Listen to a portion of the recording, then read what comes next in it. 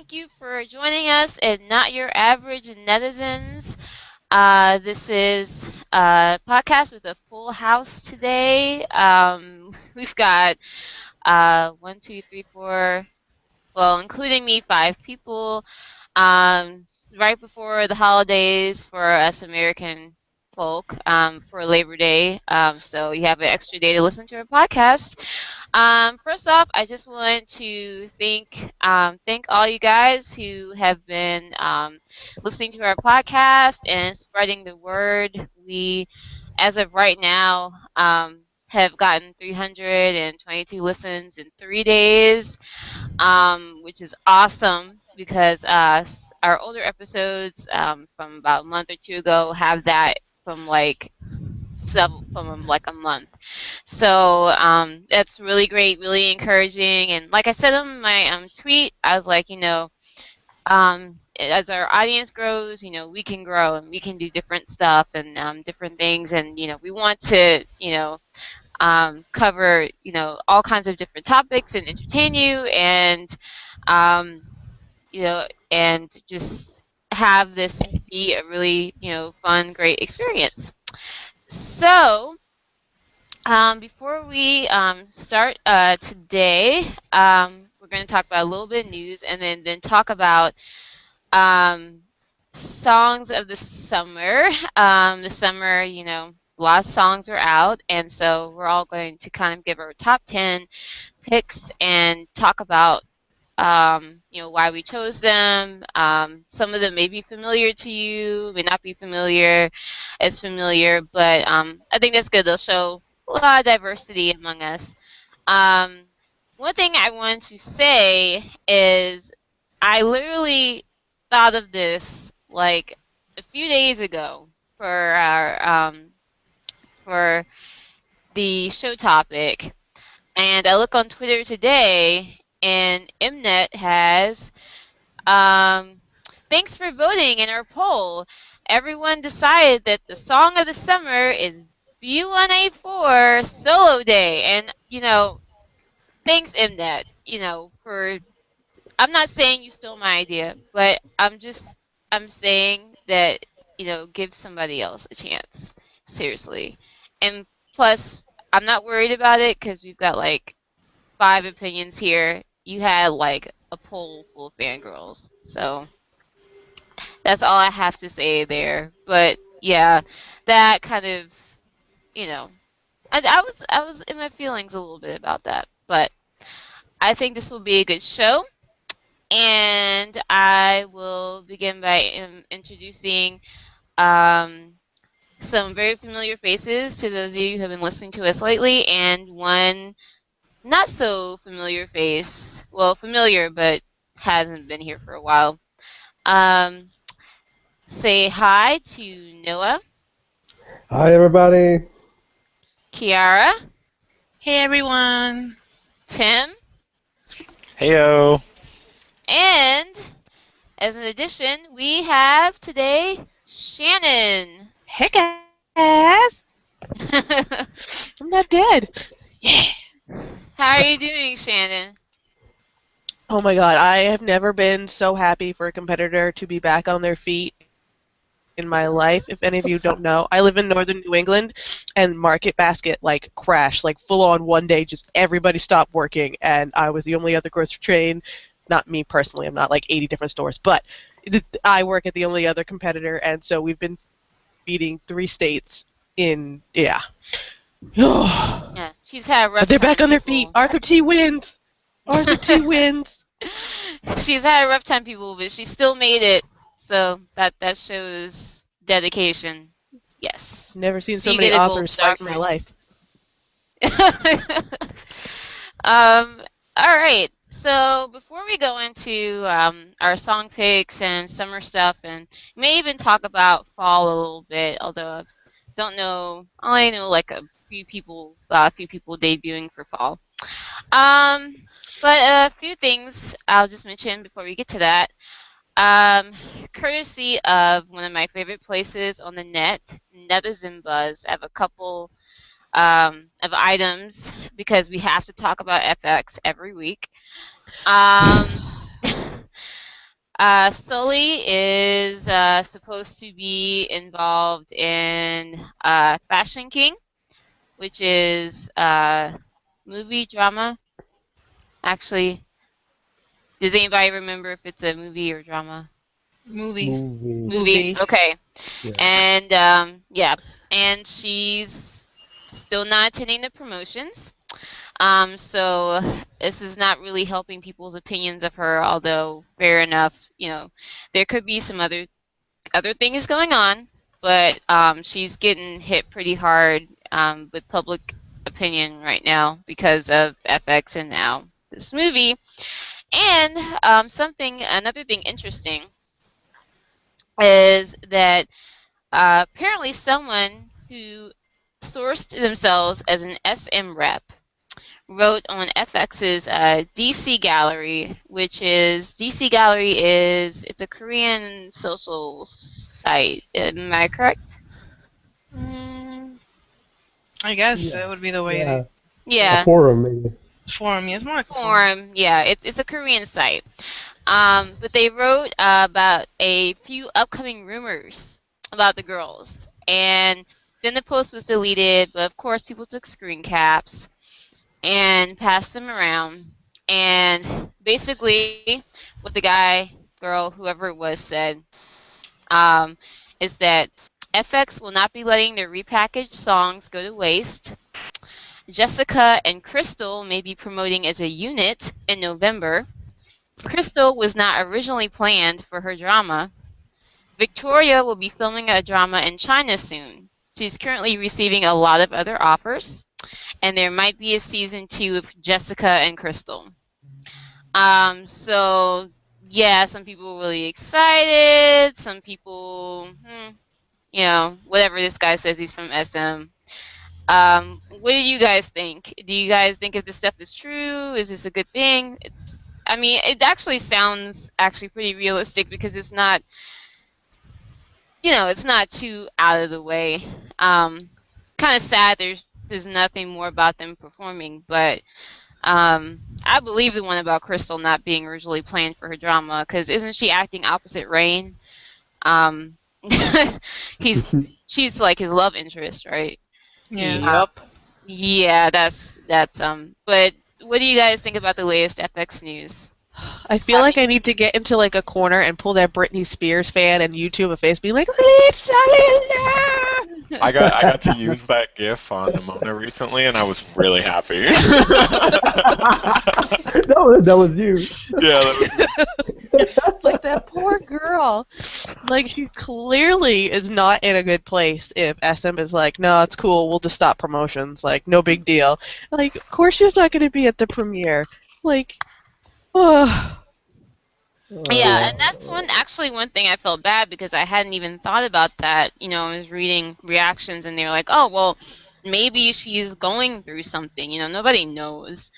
And, people are just kind of bashing her, because they're like, why, it's your fault FX isn't promoting and now you're not, doing your duty as an actress. And it's like, well, maybe there's something going on.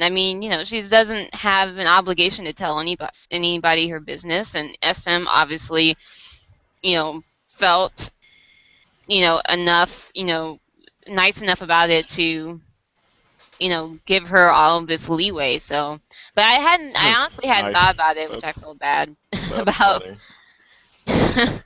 funny. I don't know. No, I'm not. Like, you have obligations. If you have work, like, at least give 2 weeks notice, something. Like, but I'm on the opposite side on this end because I feel like if you're doing a movie, if you're like you've signed a contract, then you fulfill your duties. If she's not going through something awful. She's still going on dates, watching her own movies. True.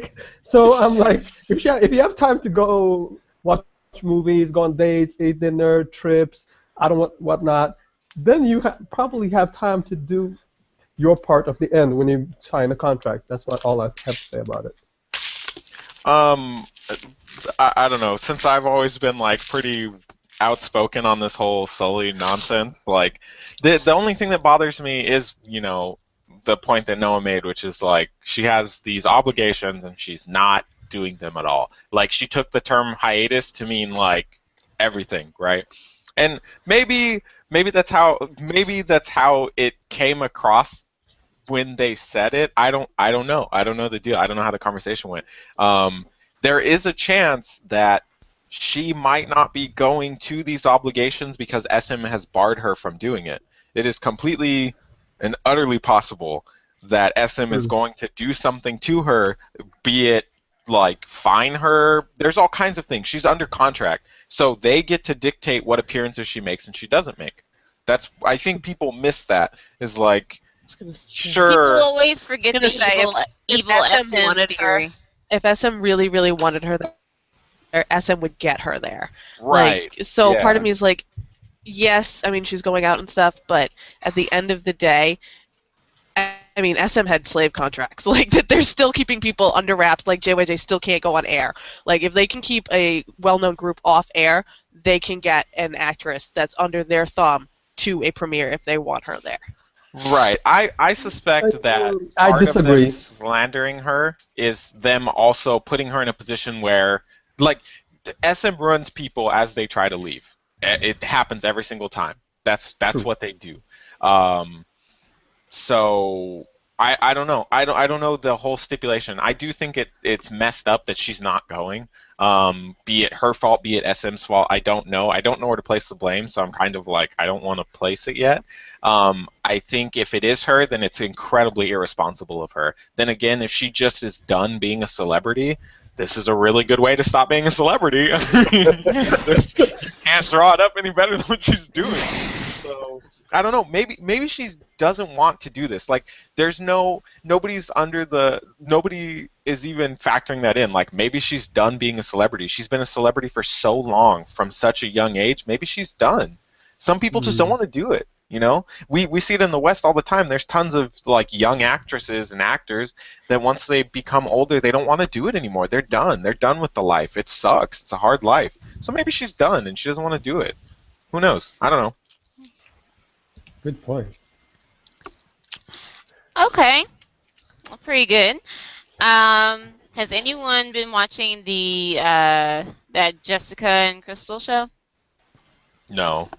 No. Off and on. I love Jessica, but Crystal, I can only take so much of Crystal at one sitting. Oh, how come? It's the opposite for me, actually. But yeah, no, me neither. Okay, moving on. So have to talk about this. Just saw the music video yesterday. Mamacita, ay ay ay ay ay. Oh, that's what I want to say. I think our consensus sigh says it all.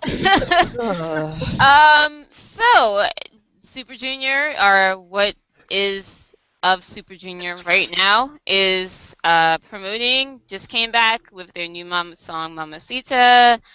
Ay ay ay ay ay. Once again, they come back. It's pretty gimmicky. Heechul looks like he doesn't want to be there.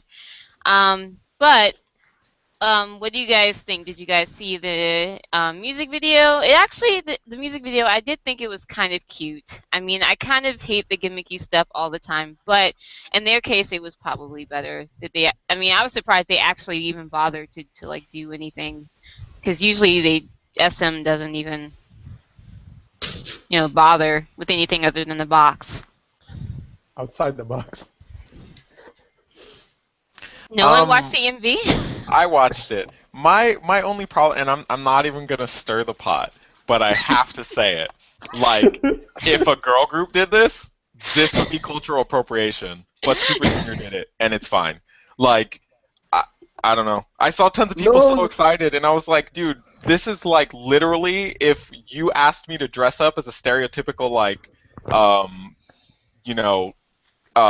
Mexican cowboy, this is what I would look like spot on a lot of these scenes.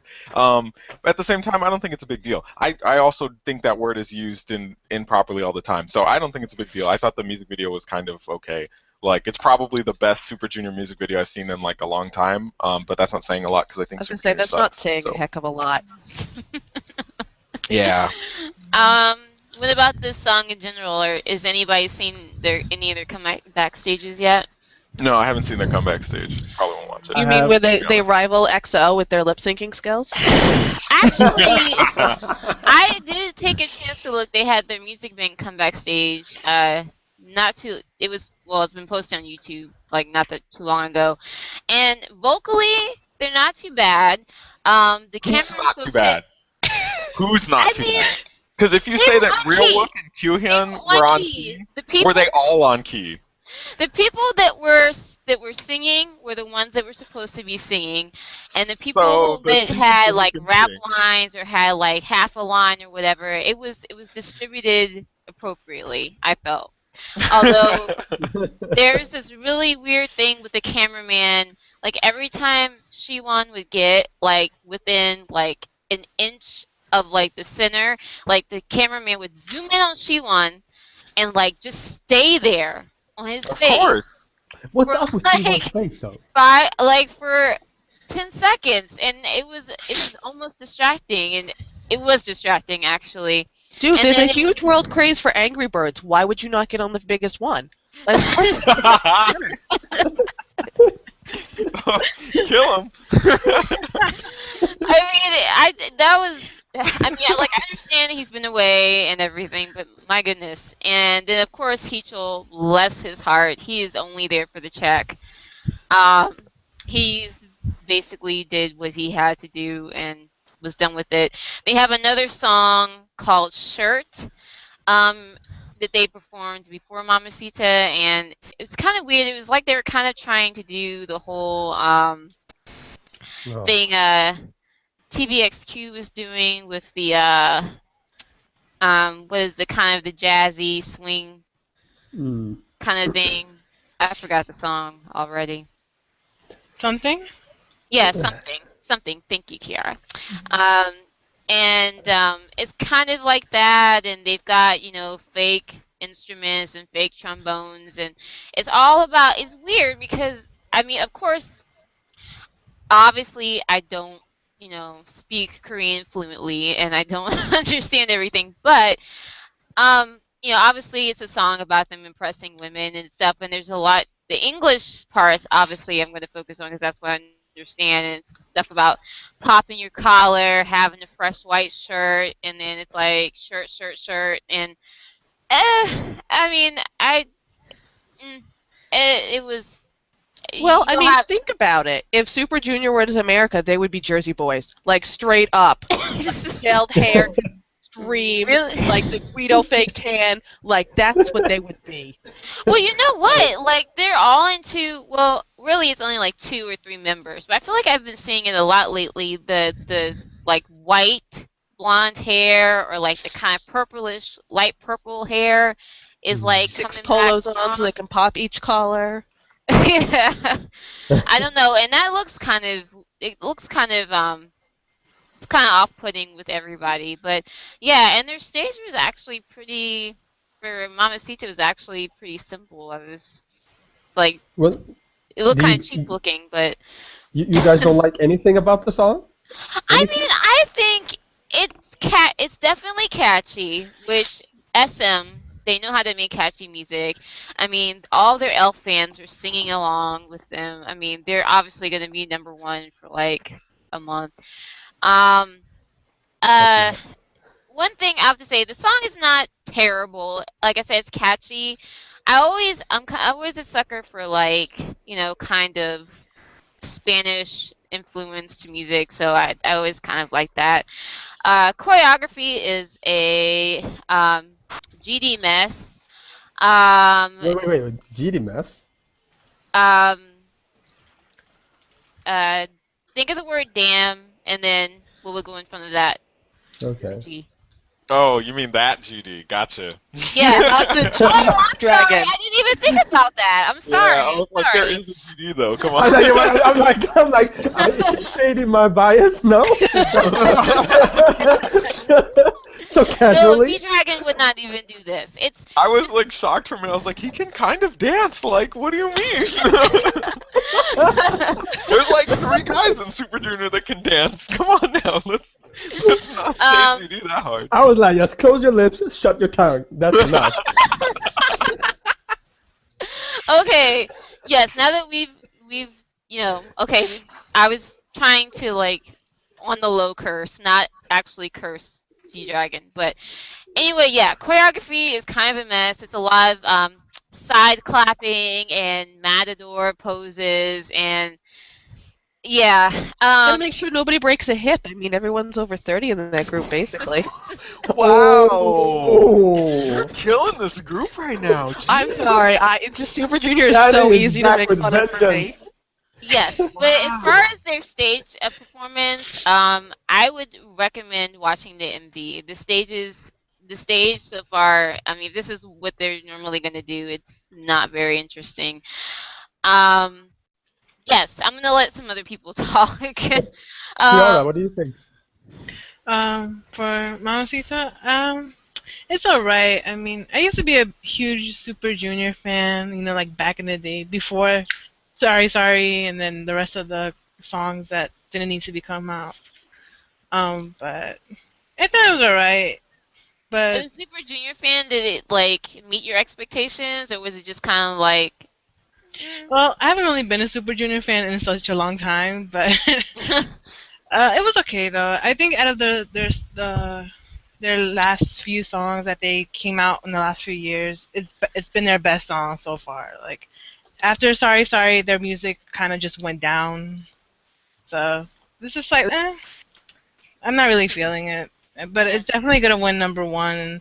I mean, it already has over 1 million views after just one day. So. Their MV teasers had like millions of views. I mean, it's just ridiculous. Also, I'm just noticing, I'm looking at a still from the comeback stage. Our old friend Teddy Riley apparently had something to do with the song. If you guys don't remember, Teddy Riley used to work with Janet Jackson. He was working with Rania for a while and then kind of dropped them for like no reason. The song was And- so good too. I know. And, He could have had everything. Apparently he's doing good with his K-pop gig though, because I've been seeing his name pop up, and I didn't know, but apparently he was involved with the production of this song. He's like a certified SM producer now, and he did The Boys, which is like the only Oh, yes, he SNSD did. song I've liked in a long time. So Teddy Riley is out there making bangers. He's just unfortunately doing it for SM. Mamacita, Well- really? It's the best Super Junior song in like a long time. So I will agree with that. It's the best one, and I mean, Sorry Sorry is the only one I can remember. I mean, And come on, I though, did guys. like Nuorego. It's You. That one, which was kind of like a secondary single. Wasn't Yeah, that was a really- good song. But other than that, What are you talking about, guys? Mr. Simple was iconic. I don't even remember the melody to that song. It was something Think of like an Sorry, Sorry. auto-tuned cat going, Mr. Simple, Simple. And then you've got the tune. Can we drop the Super Junior thing? Because like I'm not even gonna be alive for the rest of this podcast. I don't even like Super Junior, and I'm hurting for them. Like, Well, don't hurt for them too much because they're gonna make money off of this. I mean, if they're willing to put themselves out there, like I said, Heechul is just obviously getting the check at this point, and he's willing to do what he has to do to get it. Then all better for him. Speaking of Heechul, I don't know where it's from, but I saw on Twitter like a photo of Heechul dressed as one of the characters from Frozen, like the sister, not the one that has the winter powers or whatever, the other one. Yeah, the one Yeah. everyone dresses up as. No one dresses up as the redheaded one. No, her, yeah, not the. Nobody loves a redheaded stepchild. No, because he And I likes say this as a redheaded child. Heechul likes that Uh-huh. character, the redheaded one. So he dressed up as her. Wait, which one Oh, did he dress up as? The blonde one or the? The redhead one. The one that's Oh, not he Elise or did. He whatever. dressed Yeah. up as Yeah. the redheaded one. Oh, okay. So he was. justice for redheads. We have no He souls. always It's has to okay. be You don't have to be different. nice to us.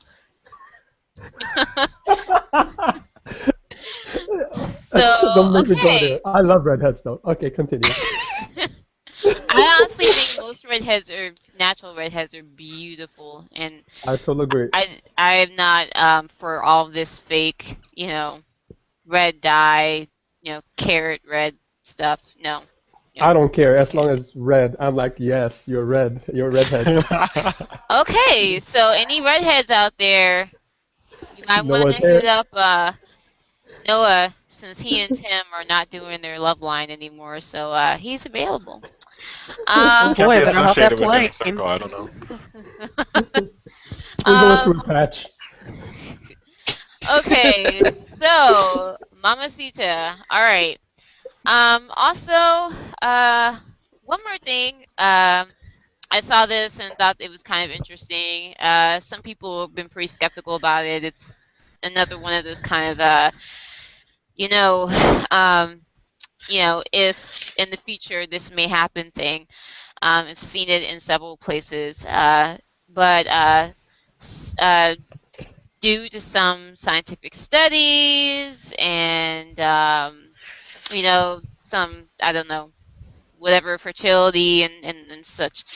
Basically, there's a prediction that South Koreans will be extinct by 2750.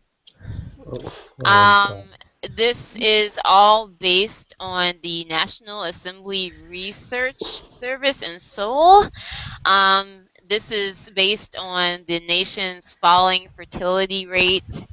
Um, and according to apparently a 2012 study conducted by Tohoku University, Japan will go extinct in about 1,000 years, with the last Japanese pal born in 3011, if anyone is even still around at that point. I was gonna say, if we hadn't put ourselves in like a Twinkie coma by then as a race, I would be really proud of us.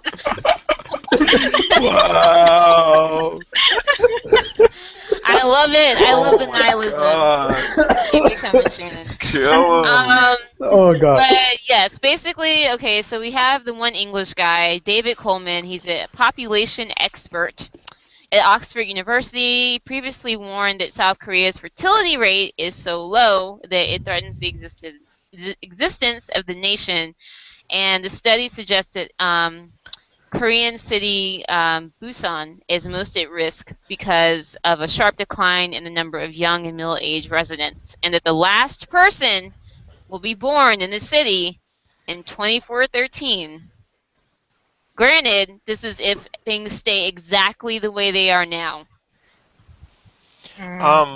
So I saw an article on this before too. It's kind of actually becoming an issue, especially I didn't hear about it in Korea, but in Japan it's becoming an issue because the marriage rate is also falling dramatically. I don't think it's actually like. I mean, I don't think it's going to be a big deal. I think it's really unlikely that a race of people is going to go extinct knowing that it's coming. Like, that's the thing that's not factored in here. If we came to this point where people stopped having babies and it became an actual issue, people would let the world know that we're having this issue and we're not making babies. The only way I could see it truly going extinct is if everybody just starts just everything goes interracial. Then the pure races will go. Some But people think there's that no way. that's kind of what study is kind of trying to do is kind of promote this create more pure Koreans thing, like create I don't it's think kind that's of a what it is. scare tactic. No, I don't think I- so. I think it's kind of bringing up It is. the fact that it's a true statement. What he is saying is completely and 100% true. If things continue the way they're going and people stop reproducing as much as they were, then you'll lose them. To say like it's a real scare tactic, I don't think so, because I don't think people are gonna look at it and be like, I gotta go make a baby right now. Like I gotta fix this. If I make one baby, I'll fix it. Like no, I don't agree. I think it's just the kind of reports and stuff that this is what these people get paid to do. Like you research things. It doesn't matter. Like people don't release this stuff just to be a scare tactic. They just release it because it's interesting information that people want to know. Well, not necessarily. I don't agree. First of all, there was a report about Chosun Ilbo. Chosun Ilbo is the most right-wing, pro-government newspaper in Korea by far, and I feel like there's if you watch Korean variety shows where they talk about politics, this issue is something they've been talking about quite a lot. They say about the the amount of elderly there's too much. How are they gonna do about how they're gonna deal about it? And I don't know. I feel when I read this kind of news articles from Korean news sites, it's a tone of what am I supposed to say? A tone of pure Korean. They're not even including immigration in this. This is just based on population. If you're gonna do statistics about this kind of stuff, you need to include immigration as well. But they don't want to. I feel that's my opinion. I think they don't want to include immigration and how many people because they want pure blood Koreans. I What do you mean, think? a lot of people, like I said, these kind of studies that come out and they say, this and this will happen by 2000. I mean, it's kind of hard to care. I mean, it's bad to say because I'm a big, conservationist, and yes, I'm, recycle. I'm big about, taking care of Mother Earth and everything. But, when people hear 2750, it's like, how many generations of my family? I mean, my family may not even, it's like, I definitely won't be here by that point. Who knows if humans will be here by that point? At that point, we might actually have Mothra, evolution. All these birds might be having babies. We might have killer butterflies. You don't know. Killer butterflies. To be fair, anything could happen in that amount of time. We used to have giant chickens. I'm just saying. The T-Rex. Is that what you're talking about, Shannon? The T-Rex? No, that giant chicken thing. It wasn't giant, but it was a 20-foot chicken thing, and it had feathers. That's and pretty giant. What is giant to you? I think I remember hearing about that. Yeah, that's the weird thing. They're always finding these weird fossils. Lately, have been insane that they've been finding. Yeah. Crazy. Or stuff. the 100-foot crocodiles. I will take a regular crocodile. Thank you very much. Either one will kill you, Shannon, by the way. I'm less scared of the smaller one. I'm going to be real with you. I realize they both could kill me, but the big one is scarier than the little one, okay? The little one, I'll probably pee my pants before I die, so I'll feel awkward for that last 30 seconds. With the other one, the small one, I probably won't see it coming. Okay. But if he's bigger, he'll probably be slower. Okay, I should not be... He could be slower. He'll cross more territory. Who cares? If you have a crocodile, a regular sized crocodile, and it moves really fast, but you have a crocodile that's the size of a football field, and you are a football field away, I guarantee you have one to be more scared of. I promise. That one that is the size of the football field is already ready to eat you. Okay, one more thing before we go off into I don't know what. This article reminded me, especially when we started talking about the wonderful movie, especially if you like sci-fi movies, Children of Men. I love that movie. Yeah, I love that movie. It's a great movie. If you like sci-fi movies, you should watch it. It's about what happens when some kind of disease or something hits, women aren't able to have children, and so it's basically the aftermath of that. Basically, people are It was a weapon, right? I feel like it something, was a some kind of. weaponized disease. It's Yeah. been a while since I've seen it. I just remember women weren't able to get pregnant, and people were basically faced with their imminent extinction, and people were, just openly growing weed and getting high all day. They're like suicide medications were like being like advertised on the TV. It's crazy. It's also a book. If you still do that, if you still read, if people still read, you can do that. And People do but that? yeah, yeah, yeah. You can just open it up and imagine the pictures in your mind. It's Oh, too And much no work. one gets mad Yes. when you pause it. That's the best part. but yes, They do get mad if you move their bookmark, though. That's like unpausing. But that's like taking a tape out and like messing with the actual ribbon. Like you can't be doing that. That's mean. okay. So yeah, as an aside to that article, Koreans will be extinct by 2750. We don't know. We don't really think it's possible, but if they think that's going to happen, they can do something about that now. And most important thing, go read or watch Children of Men. It's a great movie, and it kind of covers those topics.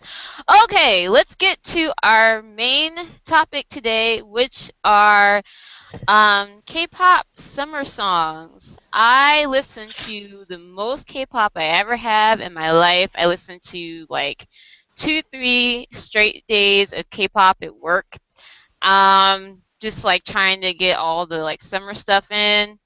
And try and remember what I liked and what I didn't like. There's quite a good amount of stuff this summer. Um, yeah, I mean, there's lots of great stuff by indie artists, rap artists, mainstream artists, idols, and honestly, there's no right answer. I don't think. I want everything to be diverse, so I basically want everyone's list to kind of represent them. So like, don't feel pressure to be like, oh, I have to have Sistar as my number one or whatever. No, it's That shade to me. no, I mean, no. If that's you, then that's fine. But I mean, don't feel like that you have to, because I mean, it's whatever you felt encapsulated. Especially I think K-pop does some really good stuff in the summer, and they're really good at the happy, bouncy, summery songs, and I think this is a good time of year to really get into it, and whatever kind of made you feel like, this was the summer of 2014, and this is what K-pop was for me. So I guess everyone can just go through their list, 10 to 1, and anybody that wants to go first? Or I'll go first. Or I'll just go first. Okay. So my number 10 song is a kind of a slept-on group, but they're awesome. Is the duo Wings. Heard their song Blossom. It's a beautiful song. Of course, we know they both can sing. I really like the song. A lot of this stuff I chose for my list was stuff that just kind of either I was really bopping to it, or I felt like it just really. I love stuff that just kind of really gets me into, the season and what I'm doing at the moment. And I felt like Blossom was Such a good song. And it's a good song, and the MV's pretty. Adorable. And, yes, it's very pretty, and so that's my number 10. My number 9 is Ice Ice Baby. Not the one you're thinking. I don't even know if it's Ice Baby or Ice Baby. Not the one by Tiny G. This is by Park Jae-jung featuring Benzino. And this one is actually, this is not a mainstream song, I don't think, but it's a bop. I chose it because it makes me want to like get up and dance in my room, and wish there was a club within like 20 miles of where I live, so that I could like play this on loudspeakers. It's It's a great song. It's like I said, it's completely different from that other Ice Baby song that you're thinking of. So this one's definitely got kind of an electro R&B type of beat. Anything with Benzino is good. And Park Jae-jung earned a new fan. Um, God kind of, sort of got a lot of attention when they came back. I was not around for the heyday of God, but from what I've seen of them, I like them well enough. They seem like, decent guys. They seem like they have a good sense of humor about themselves. I saw their music video for Saturday Night, which is basically one big old, it's kind of a pseudo disco song. It's really, really catchy though. And it's just them just being silly and everybody just kind of dancing. And of course it ends in a disco. And there's kind of an extra for God fans that they were doing some like moves and stuff from their old songs from back in the day. But yeah, I can say I have a God song on my list. So Saturday Night is a fun song. That's a Number good song. 7. Anybody have anything that they want to say about that? I heard some chattering in the background. Although that may be just somebody else's background. Oh, I was just saying that it was a good song. Oh, okay. Someone was agreeing with me. That's good. My number 7 is GOT7 with A. I've really kind of warmed to these guys. I mean, I never liked or disliked them. They just, when they debuted, I was kind of like, okay, whatever. But I liked their mini album overall, and I really liked A. It wasn't the best song, it wasn't the most innovative song, but it was very, I think, fresh and just very nice to listen to, and it was a good song for a new group like them to have, and I thought it was a great summer song. So. And they're adorable. They're like little pieces of saltwater toffee, and I just want to like pinch their cheeks and stretch them out, and then like watch them like go back together. That has gotten to this point because we've gotten so old that we can't say anything about the younger groups. Is like that's all we can Speak for say. Is like, yourself. oh, I just want to carry them around in my pocket because Right? I want to be like that grandma with. with the nasty sugar-free candy that like pawns it off on the children, and they just too nice, and they take it anyway, and they eat it because they don't want to offend you. Like that is my role as K-pop at this point. Wow, that is an elaborate description of your role. You are okay. Shannon is the K-pop grandma that gives away nasty candy. Okay. You all know that lady. You all have one of those in your life. But how young are they? They're not that young, right? No. Yeah. They're like some of them are illegal. Oh, Jackson is not, so I'm fine. Well, I mean, like, what is that? The oldest one is probably like 18 or 20 or I something. think the oldest is, I think, Mark. Either way, they Yeah, can't Mark's do the it, oldest. so. And he's 20, I believe. So. Yeah. Yeah, that's Youngest is 16. I know that. So. yeah, that's No, yeah. no. All right, I don't want to keep thinking about my mortality here. All right, number 6, Sistar is on my list, but not for the reasons that you think they are. Touch My Body was very clearly, very very obviously their summer song, and I liked it okay, but I much preferred their second release, which is I Swear. I liked it a million times better. I thought this should have been their promotional single. I just liked it better. The dance moves, I don't know who, they must have gotten another choreographer because they actually had dance moves that made sense. They were They actually. didn't pee on their legs? No pee No, dancing? I mean, they were doing like. Oh, That's what it looked like when the dog pees on like a fire hydrant and then they kind of shake it off and then they keep I mean, you walking. have to admit that was a very unattractive dance move, was and just that's what I'm saying. Like weird. most of their dance moves are Weird. just. I mean, they're all great-looking girls, and they have great bodies. So it's like it should be easy to find dance moves where they look good, and it's like, why are you giving them this stuff to do? But if you have a chance, watch the MV.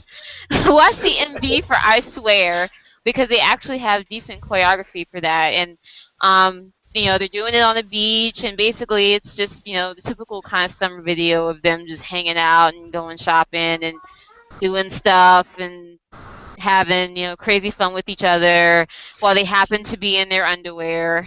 There's a lot of They're in swimsuits. Thank you There were very much. swimsuits, yeah. The top I think no, I think one Okay. there was one No, it's a scene when they swimsuit. were like in a house That- or something. That and- was a swimsuit. They were in swimsuits. Yeah, it's a swimsuit. okay. Okay. Stop. Okay.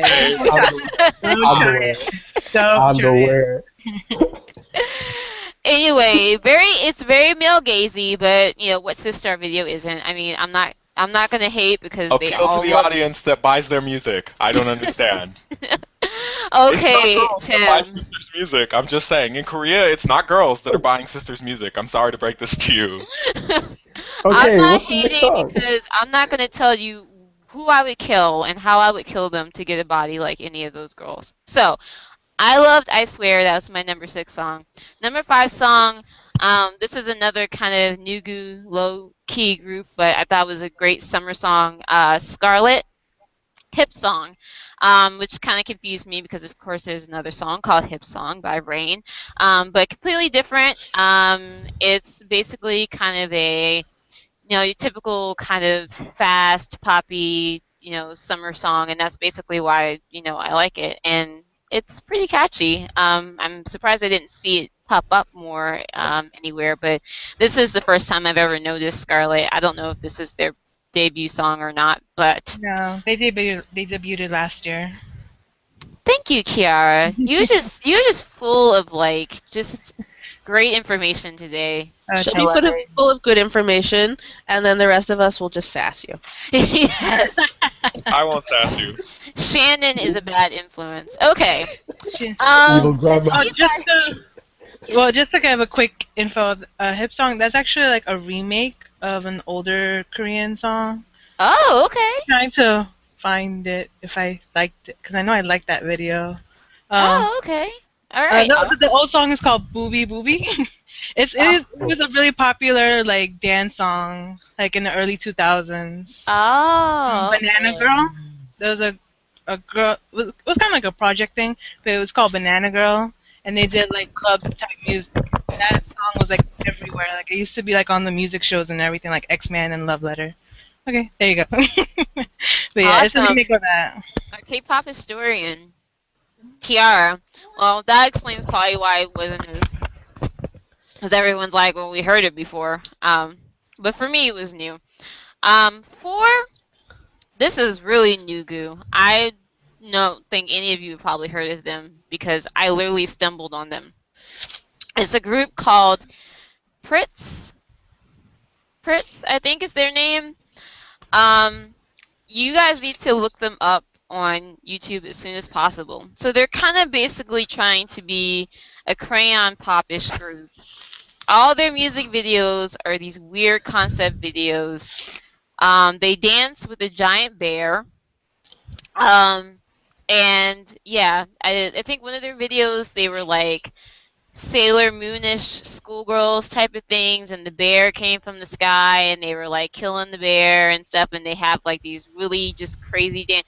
They're trying to be an orange caramel crayon pop kind of hybrid, and I don't think they're great at it, but I mean, my gosh, it was entertaining to watch the. Now here's the music key: videos. when they did the Sailor Moon thing, with the outer senshi there, or was it just the inner senshi? Because that will change whether or not I go look it up. Was it what? Swear to God. Was the outer senshi involved, or was it just the inner senshi, the inner planets or the outer planets? Well, see, this is the Because the thing. outer planets are my life, and if they're involved, I will have to go and like It them. wasn't that. It was more like a reference. So it wasn't Oh. that deep into it. So it wasn't Oh my like God, You just got my it hopes wasn't up. like you could That's recognize giving me every a character. pet bunny and fish instead. I'm watching. I'm watching it right now. I think I'm seeing the light. It's amazing. Yeah, it is. But the one that I'm talking about is the song is actually called Melon Melon Watermelon, and it's basically what you think it is, a song about watermelon. There's pictures of watermelons rolling around. They're talking about how delicious watermelons are. And I was just like, Watermelon is pretty good. yeah, they are. And I was like, you know what? This is summertime. Watermelon is summertime. This, And I just put them in my number 4. And I don't know, I kind of But it's hope got to be they. seedless watermelons. Oh, come on. You know those are genetically engineered. oh, I know, but I can't do with the seeds. Because I'll start neither. talking as you know, and then I'll like swallow one and inhale one, and then I spend the next half an hour coughing it up. So it's just safer for everyone involved if I have seedless watermelons. Okay. So seedless watermelon or seed watermelon. Anyway, melon watermelon, that's my number 4. Pritz, yeah, Pritz, if you guys have a chance, look them up. Hopefully they'll get a music show spot at some point because I really would like to see what they would do. They're freaking weird. Number 3, just because I love them so freaking much. Mama Moo, Mr. Ambiguous is my number 1 Yeah. song. I love them so much. It is impossible. I love their vocals. I love that they have harmony. I love everything about them, honestly. And the song, it's just, I love the progression. I love how it starts out, and it just, and they, and you know, it's not like the whole retro thing hasn't been done before, but it's like when they do it, it's fresh, you know. I mean, I mean, obviously, you know, Wonder Girls had like a copyright on it for a while. I mean, other groups have done, you know, the whole retro thing, but with them, you know, it's just they just made it really fresh, and then also their album is kind of a mixture of that. Mini album, I should say, is kind of a mixture of that too. Like they have stuff that sounds kind of retro and stuff that isn't is so much, but they are really talented, and I'm glad that they've been getting a lot of attention lately because they deserve it. And that was, you know, on replay on my iPod it's still on replay. So, but yeah, Mama Moo, number 3, Mr. Ambiguous. Number 2 was Mnet's number 1, which is B1A4 Solo Day. You have to admit it is I mean, if you were to sit someone down and be like, okay, think of all of the elements that would make this song just summer. Just make this summer. I mean, it's literally like they sat down and was like, okay, we're going to have these guys go on a road trip. We're going to have lots of sun, happy song. I mean, even when they performed the freaking song, it was just like they were wearing like board shorts and straw hats. And it's just, I mean, I hated it, but at the same time, I appreciated the you know, the fact that it was so seasonal. And you know, also, you know, B1A4, they're not a bad group, so I'm glad that they, you know, have a song under their belt that's doing as well as Solo Day. And obviously, like I said, it was very, very, just like Touch My Body, very, very blatantly a summer thing. Mnet, like I said, their poll for what is your favorite, you think it's the best song of the summer, Solo Day. So it's definitely gonna be one of those, and I'll admit number 2. Now my number 1 pick, this may not make sense to some of you, but I feel like, okay, the summer is not over yet. Technically, it is the 29th of August as of my time zone on the eastern coast of America, and of the recording of this podcast. And I'm not saying, like I said, all of these songs weren't chosen because I loved them, but you know what? Screw it. I picked Mamacita as number 1. Super Junior, Mamacita, because Pack your it's bags. like a bucket. It's like a everyone is gonna forget. Is gonna forget every other. it's gonna be every other song this summer. They're just gonna freaking forget it, and it's just gonna be Mamacita for the I won't. rest of the month. Lies. Oh my Lies. God, I no. saw that and I was like, No, well, I'm no. gonna be listening to this on repeat for like a whole month. I didn't know you So- like You torture. lost your mind. I'm You lost praying your for mind. you like It's right okay. now. Like I'm gonna get some rosary beads out and start doing some Hail Marys for you. Like No, seriously, this is like it's a gonna take bad all match night to of... cleanse your soul. Good I'm lord. sorry. That's what my heart told me. This is what my heart tells me, and I. Should have You Heart should is go to a wrong. doctor. I- The Get heart that is so checked. wrong. That's probably not healthy. And so I'm just putting it there because you know that they're going to get. I mean, you know, the awards are going to come their way. So I mean, I just might as well say they can release something at the butt crack end of summer, and just everybody will be like, that's the summer Super Junior's second greatest song came out after Sorry Sorry. They're not even in the top 10. Like, no. Everyone knows where butt crack is, but everyone also knows how much it stinks. Nobody thinks they're next to butt crack and goes, Kill him! Kill him! summer. Like, no, you avoid that like the plague, because in the summer, that thing reeks. Yeah, Shannon just. All took right, you it know what? somewhere. Due to that, Shannon, No. you are going second. That is my list. Kill him! We'll have these up on our Tumblr. I'm gonna remember to do that, and with the MVs and everything, so you guys can see it. Shannon, you're going next. All You've right. been talking a lot of smack. So, But I do come on, best. shut up. Oh my God. All right. So, you guys should be really proud of me. I have one boy band on this list. That What? is like amazing. I know. Like one. Like you are like out of like 15 songs, I got one. So woohoo me! I'm growing as a person. All right. So let's see. My list will start at 10, and my first one that I have is Hyuna, Red. I mean, that's to me. I mean, Hyuna to me just screams summer. Like she always releases a good jam. It's not, she can't sing, but it's really not about her singing. So I mean, it doesn't really matter.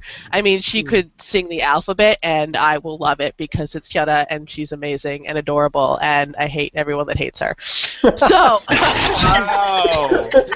Wow! What about Shannon, people that have negative opinions of her? Did not hate, but see, Oh, that's fine. issues. That's fine. We'll have a But- margarita, and then I'll hit them with the margarita glass. We'll be fine. But okay, Shannon. So for Red, I feel like Red was okay. First of all, I thought her other picked songs on her Mamacita mini as number album were better. You're done. I was totally on board for all of your opinions, and then you put Mamacita as number one. So I don't even care. You know what? Red deserves to be I- number 10. Ash, what did you do, Ash? You know what? Just keep Should've never going. went first. Keep going. All right. What do I got for number 9? Oh, for number 9, this will not surprise anybody. I have Red Velvet Happiness. I think overall, for an SM debut, it was a rather well put together song. It definitely had its issues, like when Wendy belted. It was really pretty, but it didn't quite fit with the rest of the song. But I think overall, it gave them a good position. It followed through on what they said they were going to deliver, which SM never does. So I was like, whoa, what do you mean I actually have a group that's supposed to be between SNSD and FX, and you actually gave me a group that's pretty much halfway between both of them? And they're adorable, and Wendy's on my birthday, so you can't hate her either, otherwise I will have to hate you as well. Is it that one girl with the big face? Like her head is not proportionate to her Right? body. We need to She's got the blue hair. hair. The one with the blue hair that can sing really well. The one Yeah, that's got that's- the really nice voice. Yeah, I the think this is a power little vocals, who big. cares what her face I looks thought he like? was gonna say blue hair, but when he said big, I was I thought he would go blue hair too. I was like, oh, blue. Oh my lord. Here we go. Werp, werp, werp. Okay. All right, next one. So for Shannon? number 8, me and Ash will agree on something. I have Wings Blossom because they're just so adorable, and the song they actually can sing, which I sometimes do appreciate. And it's just a really good summer song. Like, it's kind of sad, but it's a happy sad. So you just drink your white wine and your spritzer, and then you cry yourself while watching it, being like, I can be that happy someday. And then everything's great. Wonderful. Next one, Shannon? The next one I have is Winner, Empty.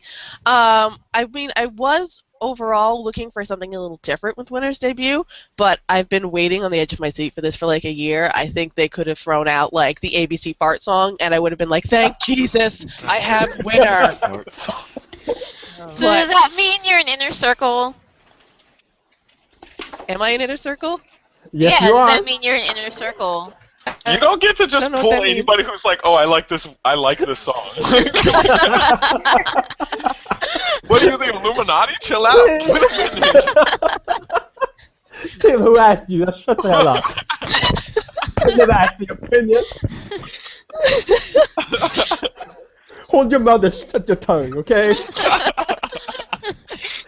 See what happens when I show up? I'm sorry, guys. So aggressive. I know. But overall, I mean, the MV was nice. You know, it was well done, which I'm not used to because I usually listen to SM, and I usually get a box with, like, bright colors and horrible fabric and Mamacita!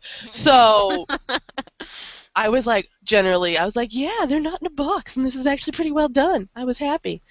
Let's see, for number 6, probably you guys might have heard of them. You might not have. 410 with Tornado.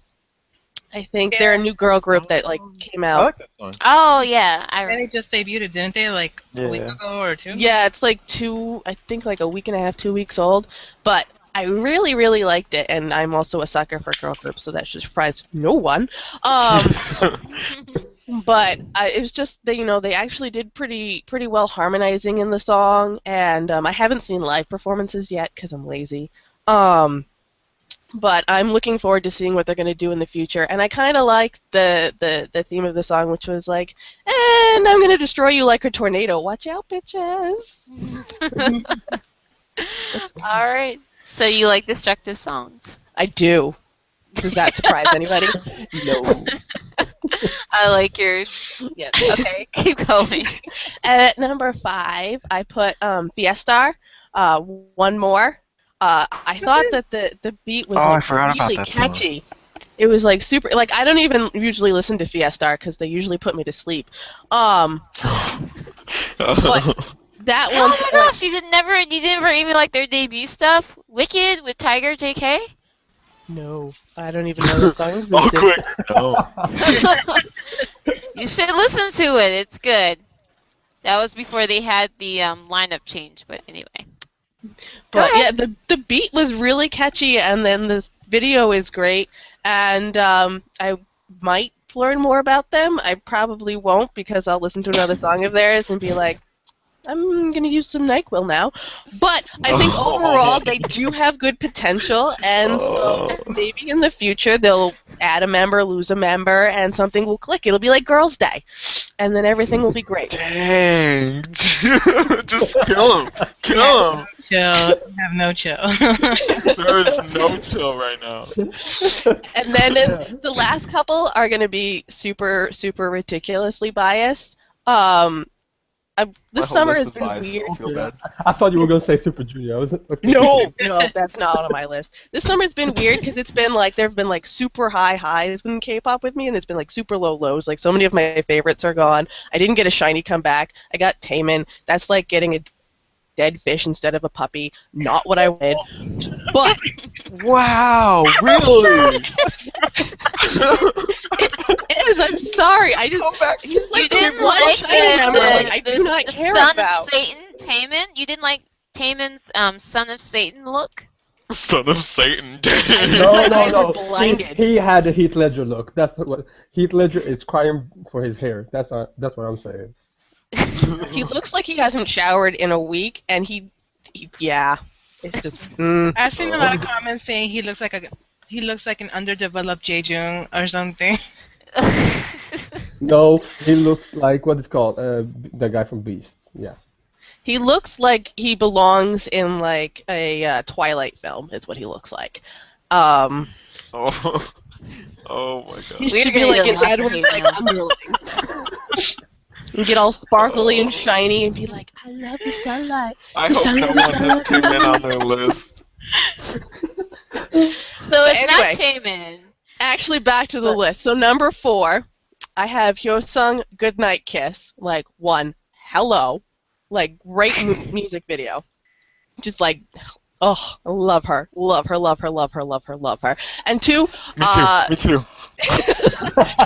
like, anyway, I Heartthrob. like that was one of like the super highs. I was just like, yes, my bias has a solo, and I just get to stare at her for like 3 months, and that's all I have to do. I didn't even have to pretend that I like the others, which I do like the others, but I don't even have to pretend that I like them equally. I can just like focus on her, and the song was actually pretty good. It had its moments where it wasn't quite as pulled together as I like, but I've been so beaten down by SM Broken songs that it almost made sense to me logically, and then you throw in that it's Hyosung, and it's like magic. So you don't. What do you think of Secret Song? You don't think? I personally think Secret Song is better than the. That's number 3, so you're good. Okay. good. All right. Keep going. Keep going. Number 3, Secret, I'm in Love. I mean, Hyosung is my bias, but I mean, even I can say that song had a little bit of a wonky spot towards the middle when she did that weird thing in the MV with the diamond kiss of death or whatever. Like, girl, if you want to pass me a diamond through your mouth, I will happily accept it, but I'd rather it be like a ruby or sapphire, or, you know, you can just kiss me. Like, we can skip the diamond thing, because that feels like I would get so excited and I would end up choking on it and dying, and that would ruin the moment. You're saying everything he wants to say. Joe's just killing it. I'm so happy. So, but with Secret, I'm in Love, like, it's got that, like, it feels like it's a fusion of Talk That and Poison, and I loved both of those, and it was just like, yes! That then is everyone's the in, secret like- that needs to be out there, not what they've been doing. And Yes, and Hana's nose is actually, like, not just been Yeah, I pillared, was so she has, like, a surprised. normal nose. So I'm really surprised, because I feel like that's what TS loves to do. They're like, let's sabotage Secret. Let's give Hana a wonky nose and film an MV, and she then it'll be looked fine for you. horrible, and those pictures of her that came out after she had like more plastic surgery. But in the MV, she looks all right. Maybe it's the Right. haircut. Yeah, it's that haircut does wonders for her. I think her And, face like- also got time to heal and settle. I think that's Yeah. Well, that's always it. Like 3 weeks after the MV comes, I'm like, all right, her face looks normal again. I'm cool. But when I see the MV, I'm like, Yeah. oh my god, she looks like Voldemort. What did they do? I think she finally has the time to completely heal. You know, her face has settled into what it's gonna look like. You know, I think it's okay now. I think it's okay. Okay. I think we're safe. And then for number 2, I can speak. I promise. I'm so excited about Hyosung. I'm like, blah, blah, blah. I have Orange Caramel Copycat, because that song is just ridiculous. Like, it's so good, and that MV is insane. Like, I'm a super puzzle person. Like, I'm the person that has like 1,000-piece jigsaw puzzle, and I'll sit there for hours and doing it. So the fact that I can like not only listen to Orange Caramel, but then play like a game and do puzzly things, it's like, Interactive for you. yeah, and I can stare at like Nana and Lizzie, and then I can really focus on the puzzle when Ronnie is on the screen, because I don't have to worry about her, so I can really get those scenes, Okay. and it's like, I'm sorry. I have to ask the question. Why does everybody... Okay, I kind of understand. I kind of feel like I understand. But what is... Everyone is like... Rana, whatever her name is. Why is she like the redheaded stepchild of Orange Caramel? People treat her so badly. She's Well, like that 'cause she's not as sister on pretty as the Family rest of them. Matters that no Well- one ever paid attention to, and then she No, just I'm disappeared. gonna tell you For what my problem me, is. it was because, like, when she first came in, and it's just because I'm a jaded Jungha stan, and she never gets her due in the group, even though she's been there forever. So part of that's just me being like, I hate you, you're not Jungha, but you get more lines. Why? But when she came in, she was kind of like, ugh, I don't get more screen time. Ugh, I don't have the lines I want. And she wasn't saying it, like, meanly, like everyone was kind of being, like, joking around, but I was like, shut up, Jungha doesn't even get to sing, and she's gonna hit 30 soon, and she doesn't get anybody. Like, leave it alone. So I And then think she got Rana, the subunit over there, and then yeah. I mean, I think she has a good voice, but everyone's just does. like, But then she tries too hard because then she got that bad rep from that film, and then she tried too hard, and I'm like, listen, you look like a chipmunk. You don't have to act like a chipmunk. You can go in between. Like, it's okay. Like, calm I down know a she's step. had several things done to her face, so I understand that. I just, I end up feeling kind of bad for her because she's totally like the also ran of the group. I mean, I understand, but at the same time, I don't. So I just figured if anybody could tell me, it's you. So I was just like, let me ask while you're We're a on. petty group after school. Like, we're just mad that our biases does not get what we want from them. Oh, and also, I was surprised it took them this long to do a Where's Waldo concept. Oh, I know. That's like, I'm also still waiting for Orange Caramel and Fume to do like a duet together, because I'm sorry, that would like blow my mind, and I'd have like pieces of my brain on the ceilings. Like, I'd be that excited. For any of you Wait, who don't know, Perfume For is the like an second Orange live Caramel action. Japanese pop group, but they do more electrical Oh. pop. So it's just like, They're a little bit more like kind of Yeah. like weird, quirky though than But like fun, Perfume? quirky. They're not really quirky to me. They're more just techno because they do techno type music. No, it's their dance like much more synchronized, I don't They have, really like, this consider kind of- them the same like. and they had like a '60s kind of like dresses style. What's your Well- next song? so this will not surprise anybody ever at all if you've heard me ever once. Yeah, FX Red Light. Surprise!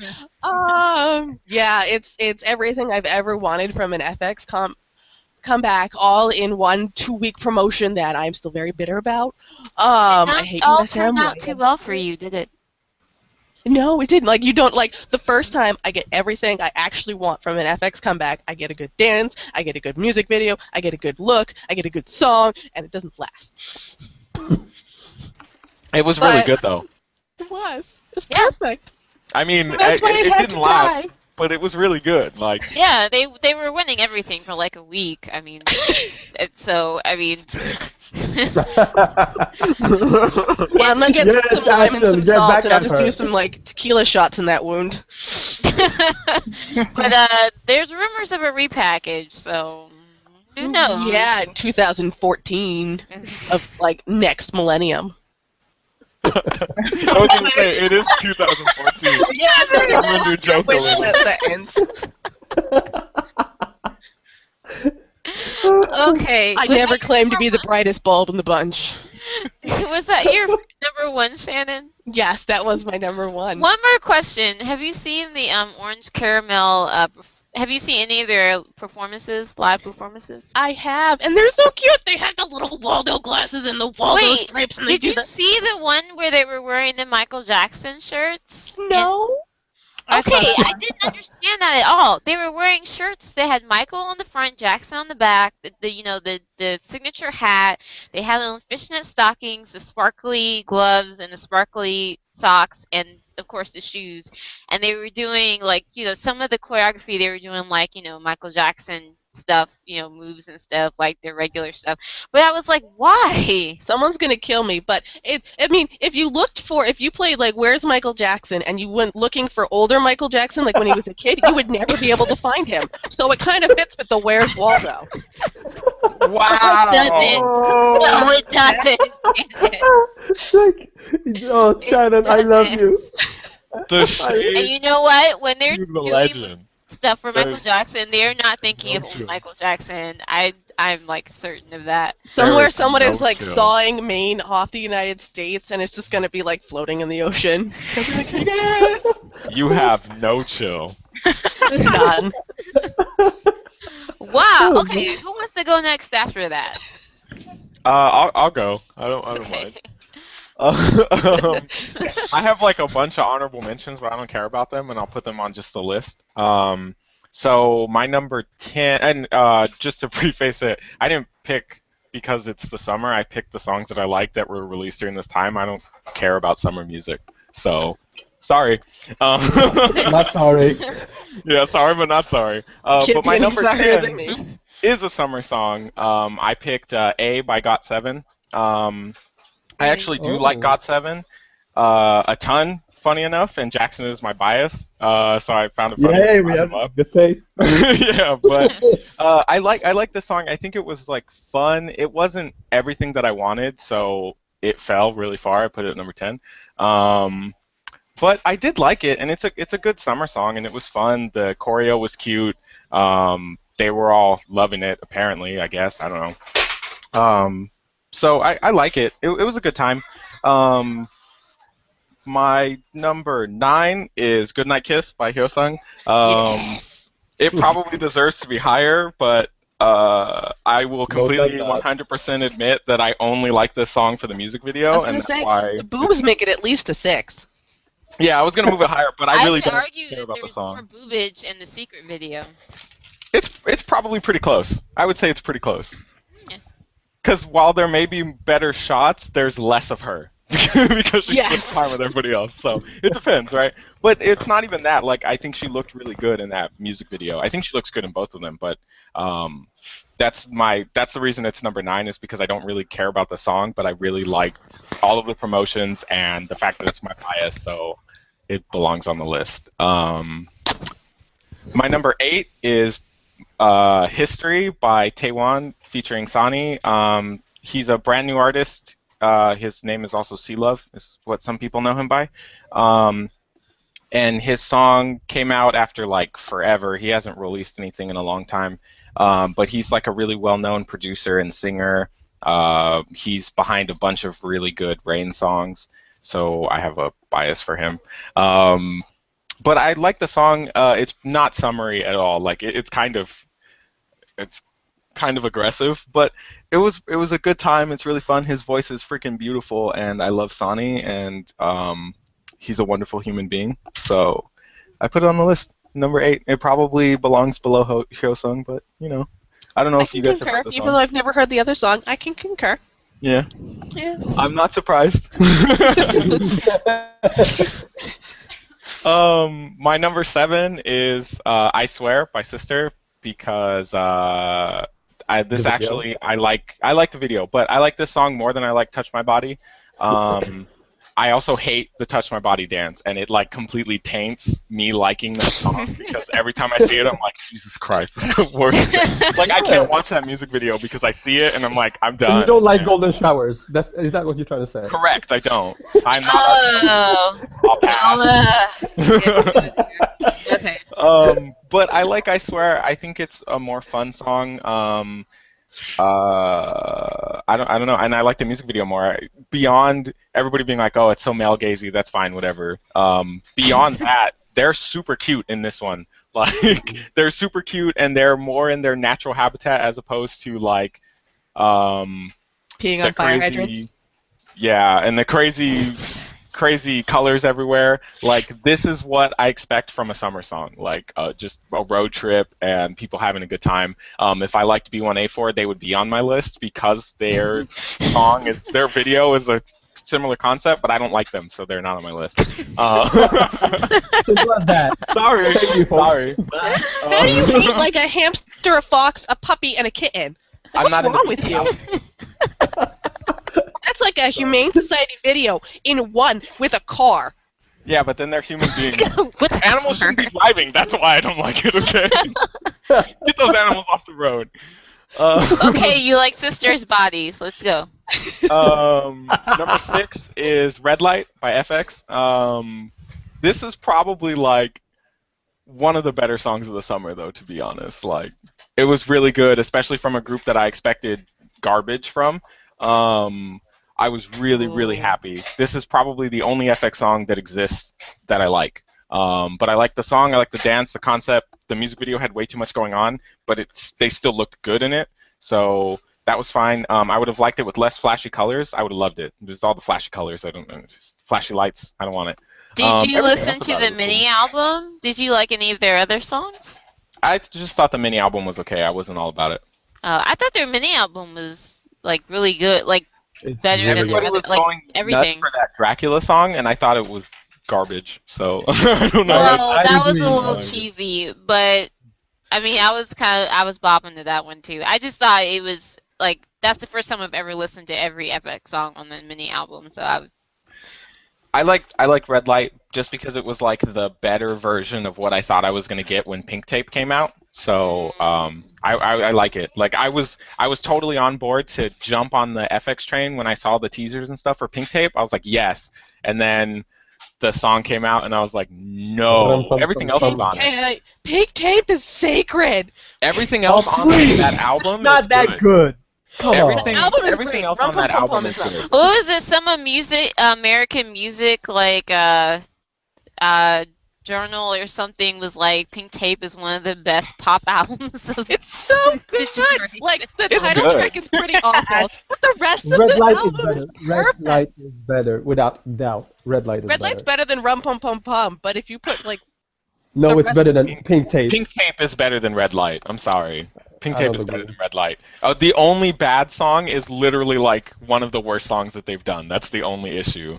But Pink Tape is better. I'm sorry. Pink Tape is better. Pink Tape is My number 5 is Stalker by Park Jae-jung, which is the other song that he debuted with, not Ice Ice Baby, which is on my honorable mentions. I really like Park Jae-jung. I love his voice. But the Stalker music video is so ridiculously amazing to watch. Like I cannot express my love for it enough. The other song that I was gonna put here was Rex D's Too Violet. Both of those songs are just on par for me. Like they're both my number 5. They're both amazing, and that's exactly where they belong for me. They were so great, such great like songs to turn people on to these artists. I don't know. I like songs that are more moving, where the music video is deep like that. But those two just, I don't know. I love them. I can't express my love for that song enough. I love it. My number 4 is new. It's Up and Down by EXID.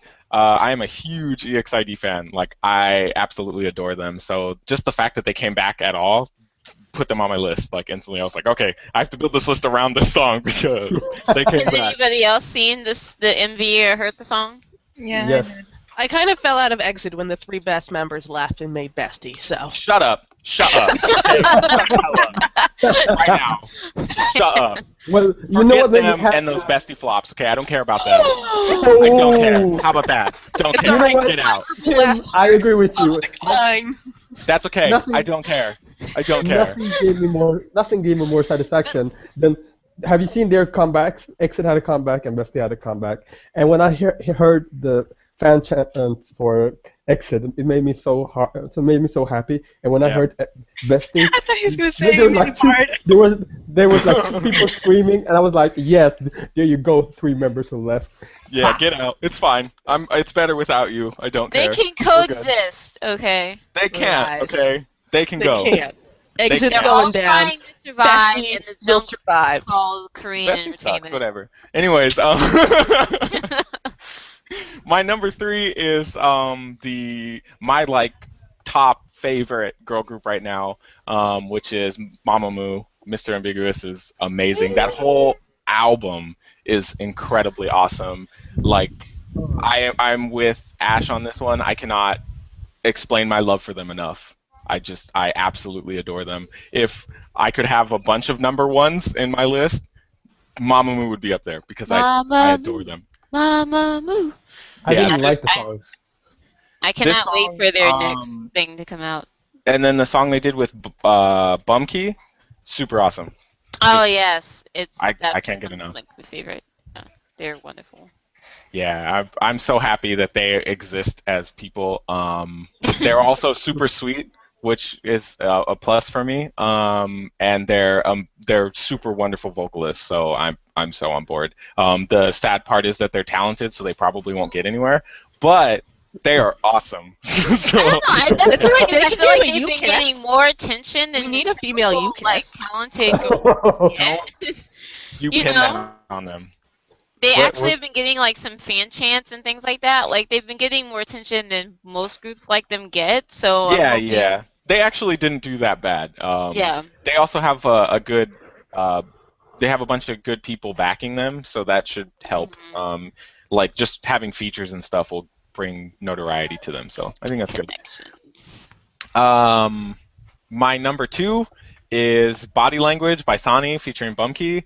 I got to see the song live first off last weekend, and this song is 110% better live. Like, it is so good live. They have so much fun. Sonny is a great performer.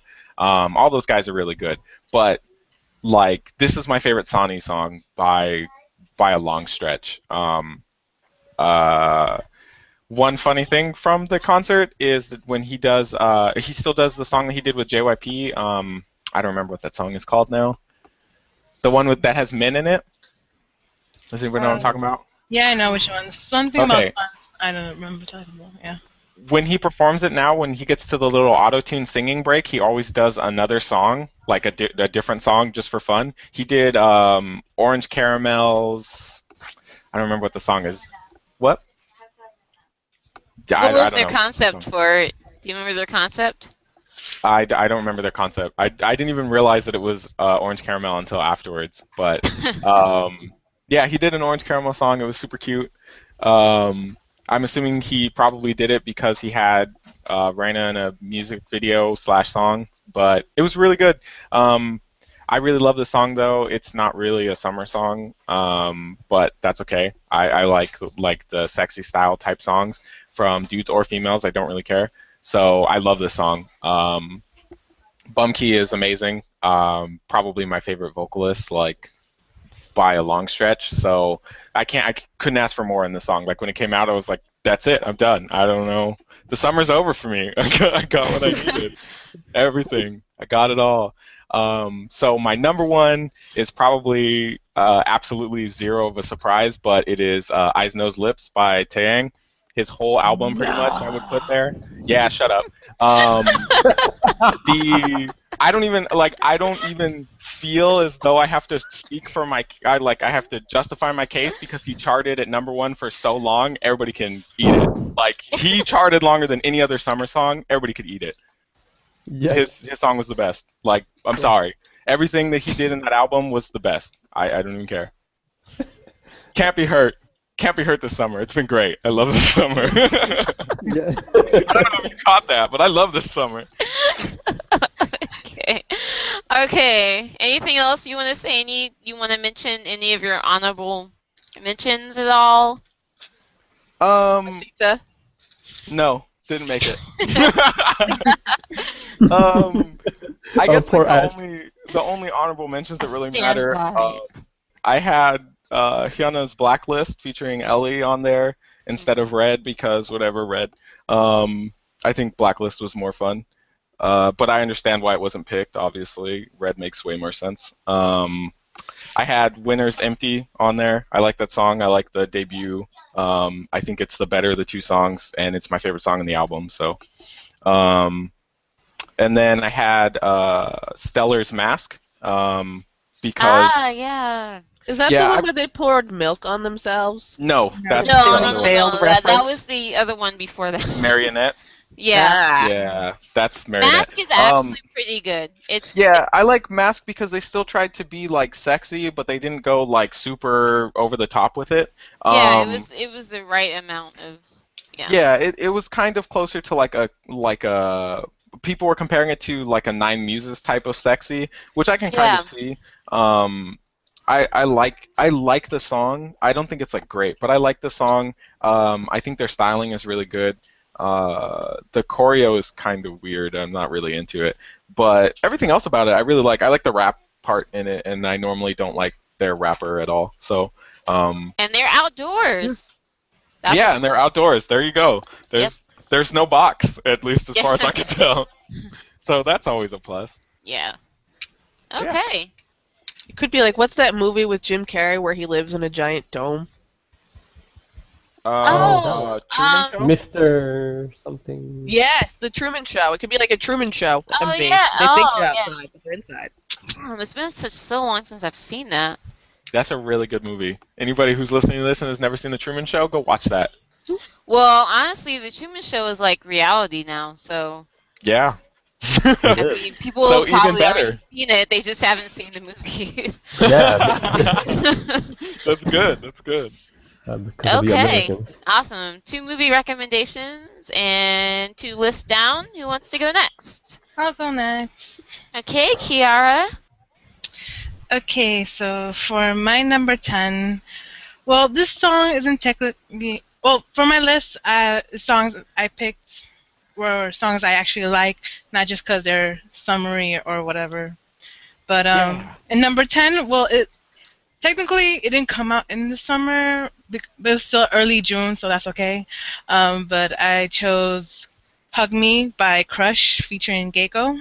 Oh, Yes. Um, I love Crush. the song was very good and everything, but really this goes out towards the background dancers, because really they were what made the song for me. The two girls that he danced with, Crush dances with in the performances, they caught my attention the whole time. Whenever I would watch him perform, I just look out for those two background dancers, and yeah, there we go. But it's a good song, so if you haven't heard it, you totally should. Number 9, I chose A Midsummer's Night Sweetness by Sunny and Rina. Funny. It's a good song. It's a cute song. It's summery, but because it's soft and it's melody, and I just liked watching them performing because Sunny, like, he does whatever he wants while performing. He never really stick to one thing, and they look like they were having fun performing it, so I enjoyed it. Number 8 was Hot Baby by Bestie. So, sorry, Exit. I love that song. At the same time, it's my least favorite Bestie song. Yeah, it's not as good as their other songs, but after listening to it for after a while, I enjoyed it, and then watching them perform it and everything, it made me like it more. So it was a You fun just stare song. at Dahe and everything is good. Yeah, pretty much. Shannon's like, all I need is a visual. I'm a thirsty human being. I'm sorry. Go on, Kiara. My number 7 is Day One by K-Will.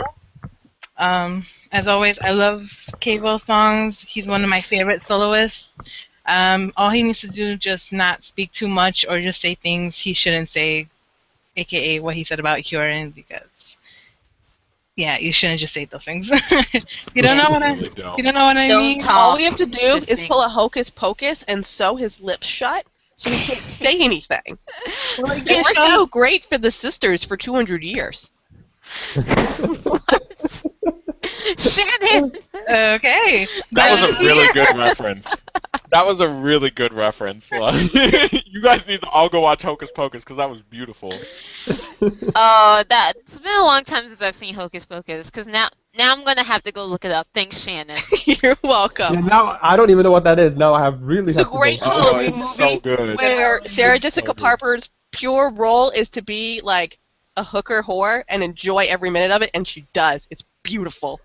And it's a kids' film. And it's a kid's film. What Yes. more to love? Oh God. All right, Kiara. Alright, to you. what was that to? Oh, 6. Okay. My number 6 is One More by Fiestar.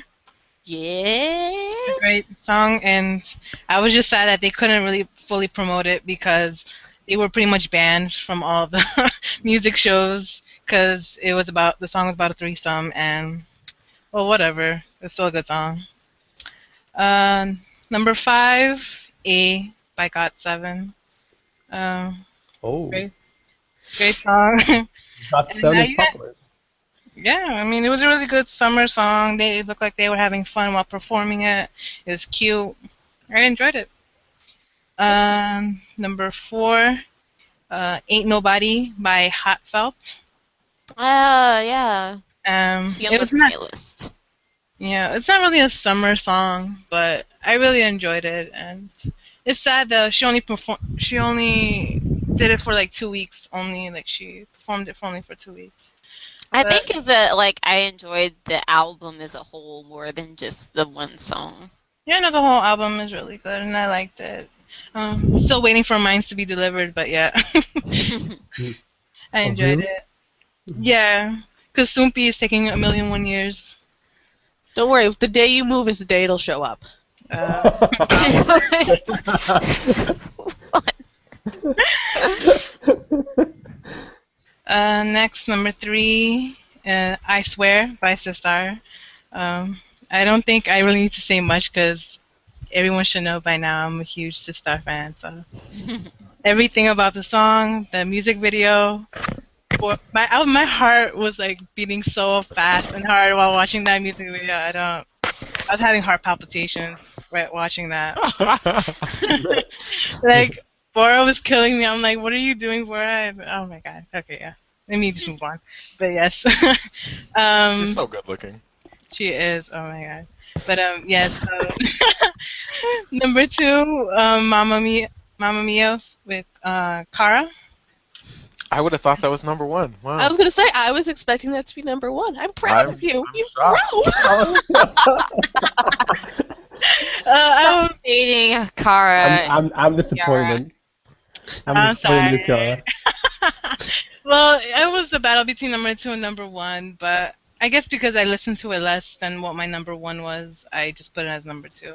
But if you listen to the last podcast, you'll know why this is my number 2. Why, just no words, and I can't really fangirl right now, so just I love that song. And number 1 goes to Sistar's "Touch My Body." Okay. Oh. All right. Yeah. We'll see it. I know everyone hates the dance, but I love that song. Like I listen to it like every day, like repeatedly. I love that song. It's such a great summer song. It's one of those songs that makes me wants to get up and dance. And I don't really care about the dance. I just listen to that song all the day. So, there you go. There you go. I mean, Sistar, you have to say they swept all the music shows, so pick the winner, quote unquote. All right. Is that a so- veiled U-Kiss reference of how they're not winners, or? Oh my god. Wow, stop it it. wasn't Leave like me two alone. Back to shows the where we had podcast, mentioned. It was like 2 shows where we had not mentioned UKISS and Shannon. Hey, those are the was 2 back. shows I wasn't there. Well, you know what's sad? It's like Welcome back. like everybody talks about Yuki is at least mentioned. Nobody talks about the boss. I feel so bad for Who? The him. who? Kill him. The boss. That Who? group. This- JYP? I was gonna say, these women? Like, what are we talking about? Who's boss? five- My boss? Your boss?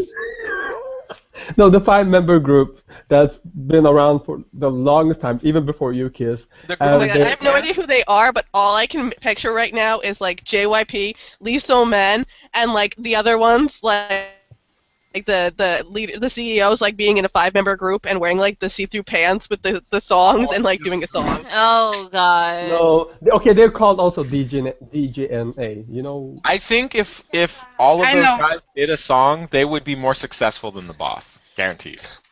I'm guaranteed. Even if they like, took that name. don't even diss them. Like they're talented. Like they are so talented. They're like the saddest story in K-pop history ever. who? DJNA. All right. Boss. Well, that is somebody. They Make don't sure even you float look to up the the top. boss. No, seriously, listen to them. Google them and listen to their voices. They are amazing. Okay, anyway, I'm guessing I'm going for my top 10. My top 10, and at number 10 I have Kara, Mamma Mia. Sorry, Wow, number 10. yes. I had them at 11, so it seems about right. Yeah, but he Shut was up. like, he was part No, of the no, bad boy. no. You two are not gonna stop. You're not gonna speak, okay? You know how hard that is for me to be quiet? That's like asking a mouse not to run in a wheel. Shannon, you're running next week's show. By the You way. know what I do? Anyways, I like the song, but just because it's not nostalgic for me. It's like an 80s song. Kara came back stronger than ever. They looked amazing. The choreography is tight. The music video could have been better. It's like it reminds me of an SM Box video, but regardless, I like it and I jam to it every day. At number 9, I have History, Psycho. the song is creepy. The video is creepy, kind of creepy, but they killed it on stage. They giving me the presents. They're there. They deliver. I love that song so much. Do you guys like it? I'm not really a fan. I haven't heard I don't it. think they I'm perform. told I'm not poorly or allowed to anything, I talk, just so don't I'm like being quiet. Oh wait, I have heard it. It's not really my type of music. I mean, I haven't of heard course, it. But I appreciate it. I appreciate the skill involved. yeah, like five hot guys grabbing their crotch. How can you not love it? Very easily. Then at number 8, I have Block B, Unordinary Girl. Just so you guys know, I didn't pick songs that were singles necessarily. I picked the songs I just genuinely like. Block B, Unordinary Girl, it's about a girl who's charming, she's different, she's special, and it's a good summer song. It's just nice to relax to, and it's like very romantic. I like it. Have you guys heard I it? didn't know Block B wrote a song about me. I should listen to it. Well, it was, Oh my god. and you're at 7. I have Heartfelt, Wherever Together. It's a house song. In my opinion, I think JYP does the best house songs or techno out of the big three. It's a good song. It's like you can hear this in the club. It's nice. It's romantic. It reminds me of the David Guetta, Kelly Rowland kind of song. And that's why I have it at number 7. At number 6, I have FX, but not Red Light. I have another song from their album called Rainbow. Good choice. And I kind of liked it, and I kind of didn't like it. I It's love okay, you it. picked Mamacita, so. Oh, okay. Well, okay. I had my reasons. That does not make them Creator valid. of this podcast, I had my reasons. Listen, a cupcake can call itself a cookie, but it's still a cupcake. Doesn't matter how many reasons that cupcake comes up with. Listen, I got chocolate chips, so I can be a chocolate chip cookie. No, it doesn't work that way. You're not You're- gonna you're- down that. Okay, I'm gonna see you outside, Shannon. All right, Where bring we it. live like states apart, but I will find my Okay, moose and I girls. will ride it down to Virginia Girls. and we will have it. Calm down. This is my top 10, not yours. Okay. I love Rainbow. I love that song because it's a mix of different kind of beats and genres, but it mixes well together, unlike any other SM song I've heard. Sorry, not sorry. At number 5, I have Winner. Their song Different. It's about. It's not a single. It's in the album. It's about a guy not being able to give the girl what she wants. Like, this is me. I'm not that nice guy, but I still want to be with you. Do you still want to be with me? And it's probably for me. It's probably the best song on the album. And at number 4, I have Taeyang, but not eyes, ear, nose. I have Body. And the reason Yeah, I body. like most people hate it, but I love it. Like it's a bop. It's like this song you like can dance to, you can jam to. And who cannot say like I like your body, you like my body, let's make some body. Come on. Body's the It's- jam, it's- dude. I'm there. it's I'm with you. Yes, somebody. And at number 3, I have Crush, Hey Baby. It's not a single. It's also in his album. It's an amazing song. It's featuring Zion T. I forgot to say that. And Yeah. it reminds me of Michael Jackson. Like it's a celebration of Michael Jackson, pretty much. It's amazing. At number 2, I have my favorite song to bop to during the summer, Benzino, How Do I Look? Yeah. I love It's that a song. song. That song is a jam. It's like that's a song you listen to when you drive the car. You can driving down the highway. It's summer. It's like, how do I look? Come on. And at number one, it's actually quite a sad song. It's Heartfelt. She's on my list twice, and it's Nothing Lasts Forever. And the reason why I like the song is partially because she wrote that song for a fan, like I think we said in previous podcasts. Hmm. Oh, And it's so it kind sad. yeah, it was sad, and it kind of like I'm like, oh my, for me, that's a reason why, that's one of many reasons why I love Wonder Girls so much. It's because like they're one of the few groups that actually like they have this kind of like they're very human side to them that I love. Yeah. And Nothing Lasts Forever is pretty much this fan died and she wrote it for that fan, and it's beautiful.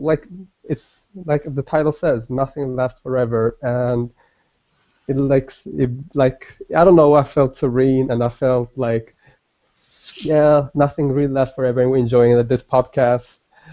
Nothing like life, the things that goes around, but and yet we're still here. We live, and I love it. I love it. That's Noah, my top. question. Have you Yes. heard the Girls' Day song "Nothing Lasts Forever"? The Oh group yes. named That's a, Nothing Last up after their other member left. well, yeah, I heard that song, but I didn't know that. I That didn't one's know not that as was good. Well, For real. no. I think the. that's probably their best song, though. I mean, not comparing it to Hatfield, but just saying. That's true. Well, yeah, I heard that song, but I didn't know what the reason was for that song. But yeah, it didn't touch me the same way. Like Heartfelt, yeah, aka Yannis, so Nothing Lasts Forever, is my favorite song in this summer of 2014. Okay, awesome. There you have it. Those are our songs of the summer. Only a few more days until September starts. Kids are back in school, so fall's right around the corner. Whether you like it or not, sun's gonna go down soon. So In my um, case, go up. so enjoy the weather while you can. Um, also, by the way, I remember Tim got to go to a really cool concert last weekend and got to see two Korean music artists in person, or got to meet them, or just got to hear I them. didn't get to meet them. I just got to Well, hear. you got to hear them. But do you have anything you want to say about your experience? Yeah, I was gonna do a write up, but I'm lazy, and actually work was crazy this week. But so it was a show in LA at the I don't know what the casino's called, but it's some casino that's in Inglewood, and there was a pretty good turnout. I was kind of surprised. I didn't expect so many people. But the Korean concerts that I've been to, the smaller like rap concerts, have actually had really good turnouts. So I guess I shouldn't have been that surprised. The show was kind of short, I feel. Bumkey's set was pretty short, but he brought out Kanto, who is a member of Troy, with him. Um, so that was cool. He let Kanto have his moment to shine, even though he wasn't billed at all, which I thought speaks a lot for Bumkey as a person. Um, he always shares like his set with somebody, and I think that's really kind because he has enough music that he doesn't have to do that. Um, Sonny brought out a new beatboxer that they have on Brand New. I'm not sure what his name is, but he's really good. And he also can sing, which was kind of I was surprised, and he could rap, which also surprised me. But Brand New is kind of notorious for having a bunch of talented dudes. So um, the opener, they had Mike B. I'm not sure if anybody is familiar with Mike B. He's a Korean American artist. He's worked with Dumbfounded, the guys at Knock Steady in general. He works with this team called Jazz and the Giant pretty often.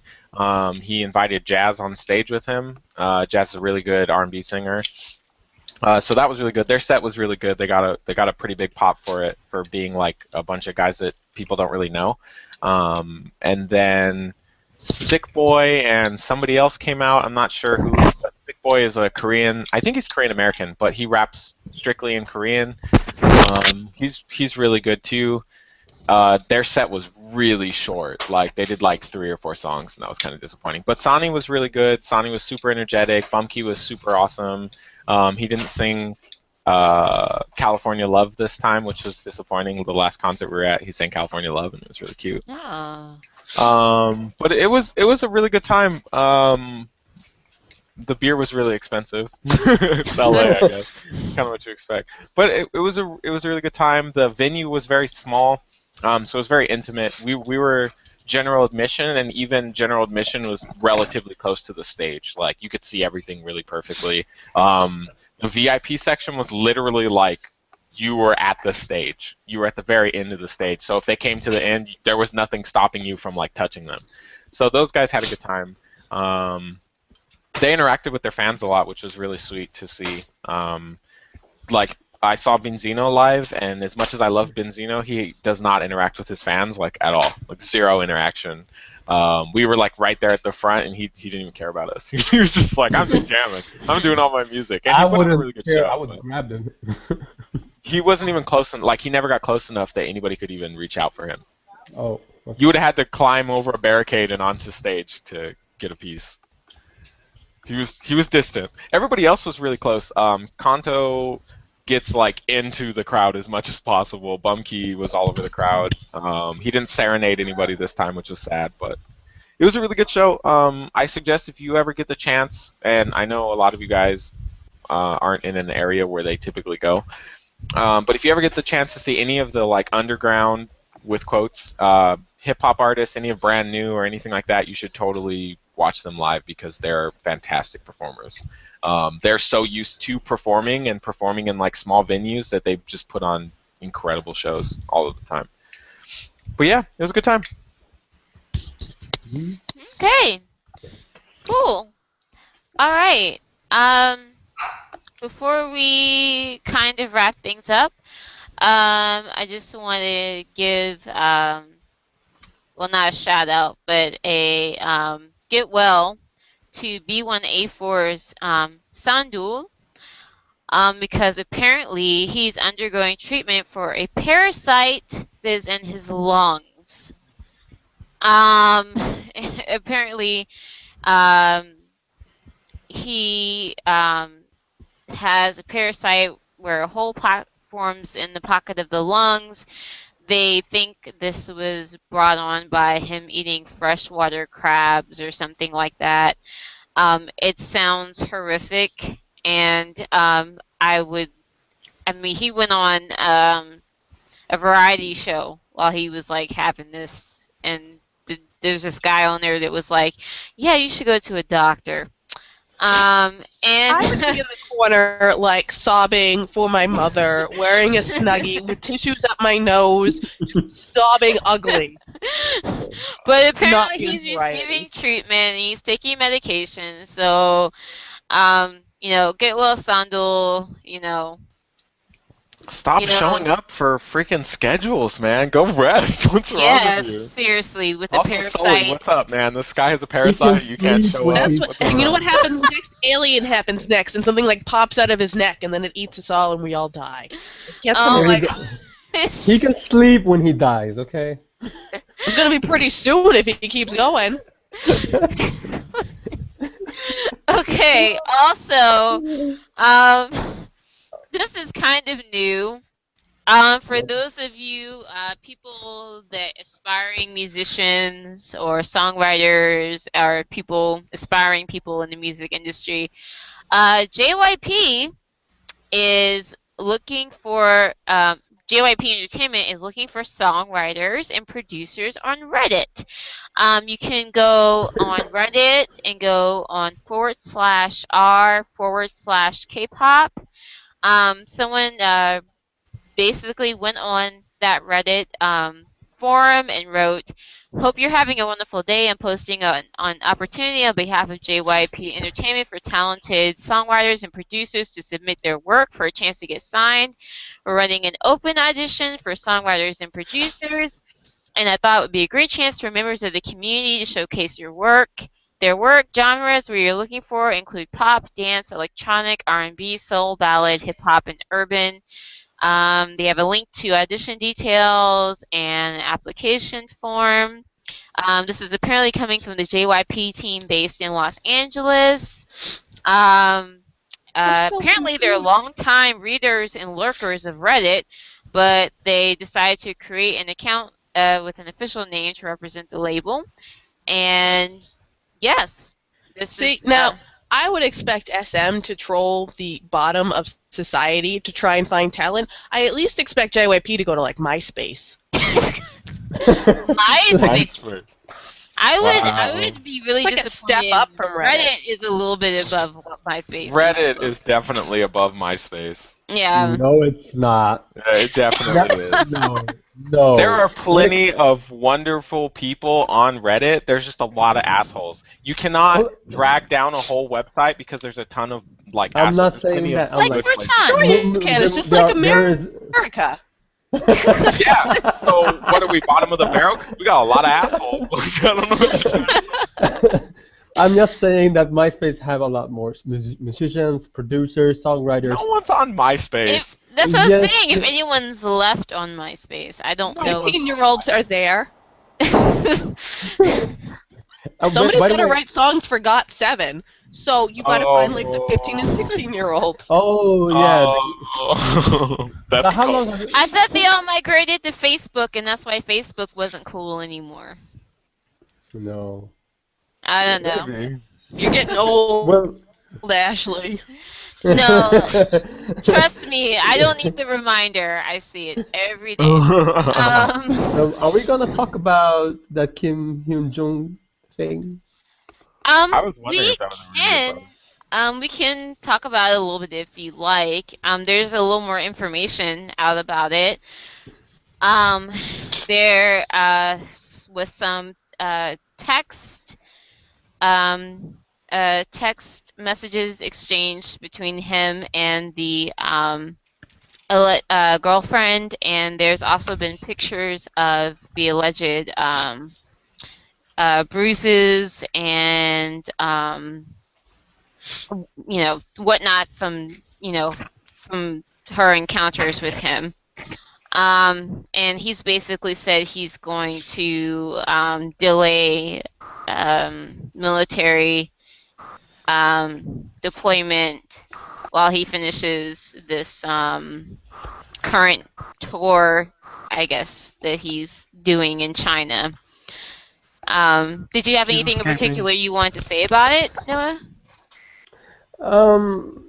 Like the last time we didn't speak too much about it because we just got the news and there was nothing confirmed, and we all kind of agreed that it was way too early to condemn anyone or say anything about it, and none of us didn't want to retract anything in later podcasts. But now when the dust has settled, and we are seeing that pictures with bruises, the text messages, Key East Entertainment, his agency, pretty much admitting and saying that they were just playing, it was just like some wrestling they did for fun. I mean, for those of you, trigger warning, it is photo of serious bruises and The sad thing is, those are from the 2-week incident. That's not even the 6-week incident that she's suing for. That's just from the smaller incident. Yeah, God knows what she looked like after the 6-week healing Yeah, that's incident. definitely not from horsing around. But go ahead, Noah. Well, and that's the reason why I want to talk about it. I know how I feel about it. How do you guys feel about it? I mean, I'm pretty straightforward on it. I mean, police are, planning on investigating him early September. And I feel like he should be investigated for it. And, I still don't feel like I know enough about it, just because, a lot of it's been covered in Korean media. I can't read Korean, so I can't say, that I have a full understanding of the situation. But as far as, I can see, if he's been abusing her, and, this is a domestic violence case, then, he needs to pay for his crimes. I mean, I don't think this is a situation. I know when this first came out, as usual, a lot of stuff came out where it was like, well, we don't know everything yet, and, well, she could be making up stuff, and then this and this, and, that's true, of course, in entertainment. Unfortunately, you have to kind of look out for that. But,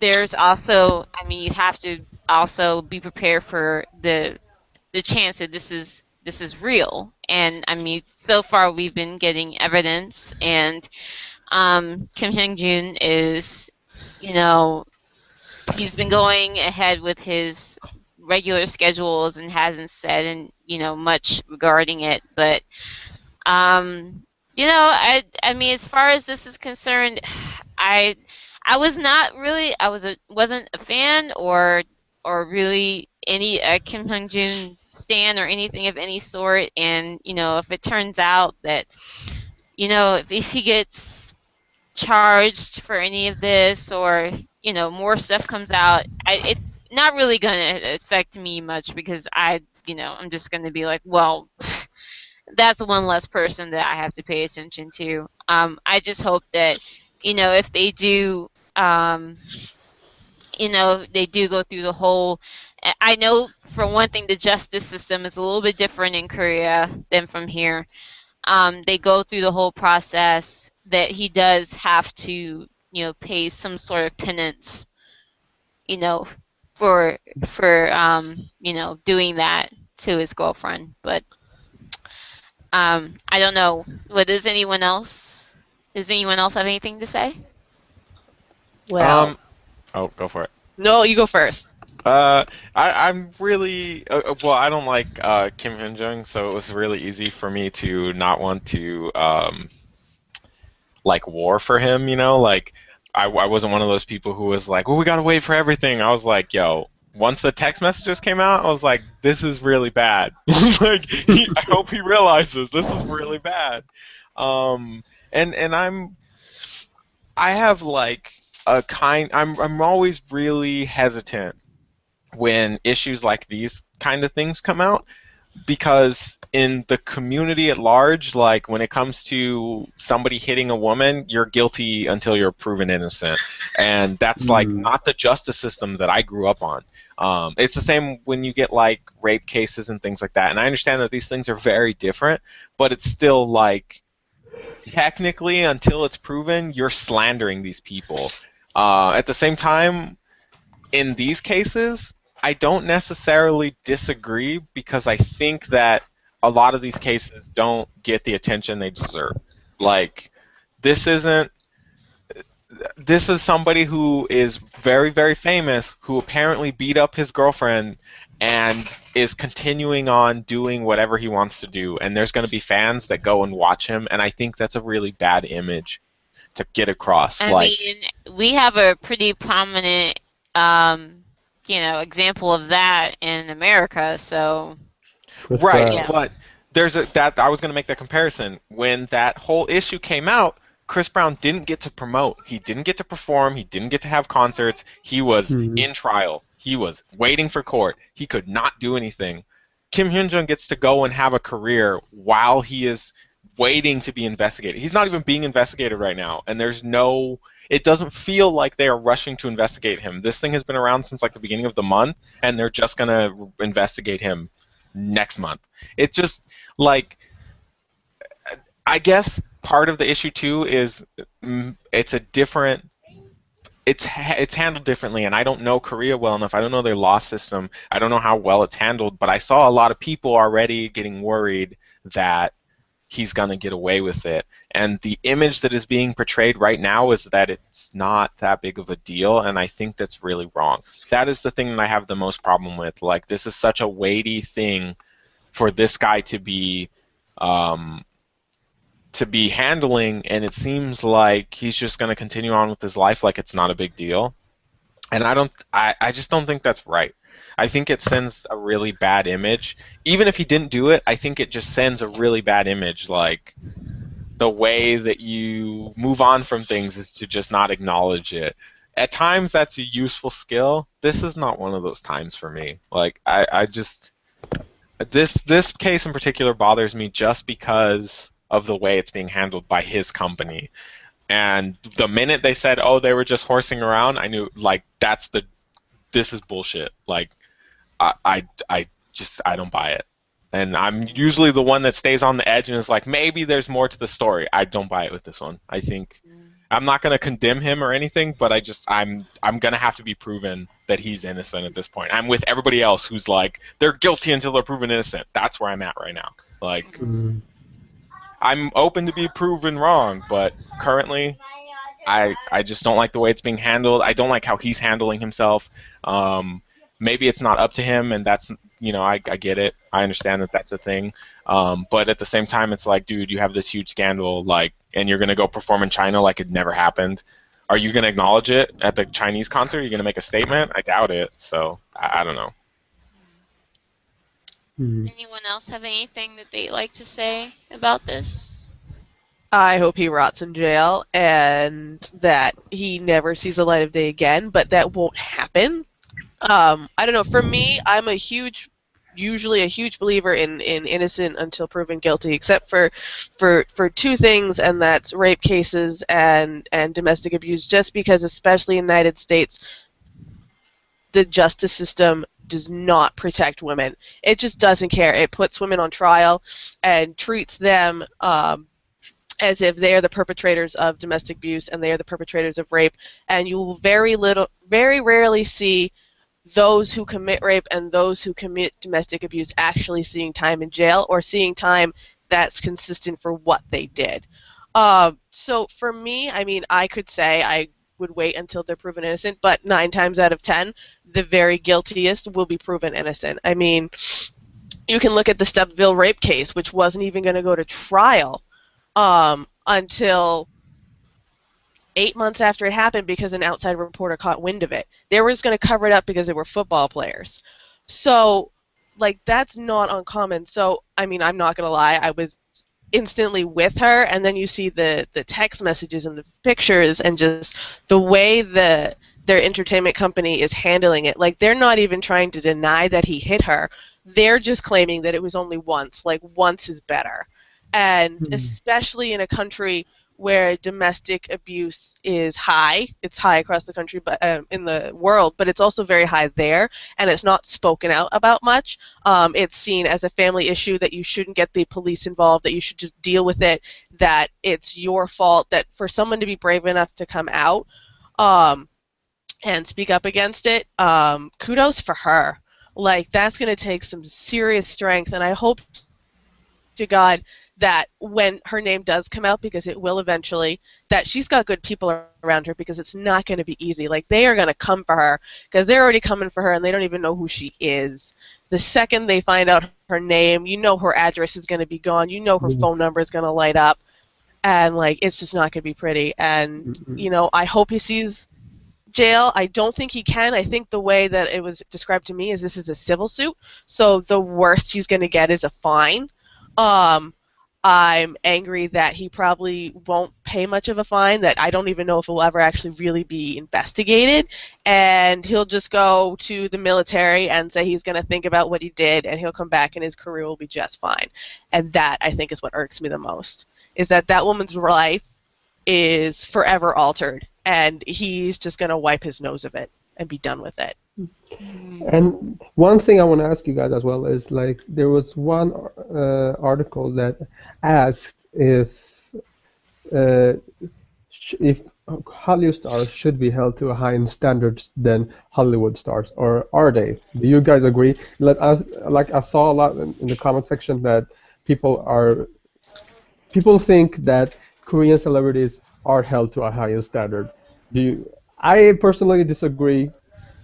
Like there's a lot. Like I think just can Well, Korean I feel entertainment. like when something does happen, like for example, when you mentioned on the last podcast, Song Kikyo, with their tax evasion, there's more of a, if when there's no doubt that they've done something wrong, there's more of a feeling like you need to completely, reflect on this and completely, um, apologize and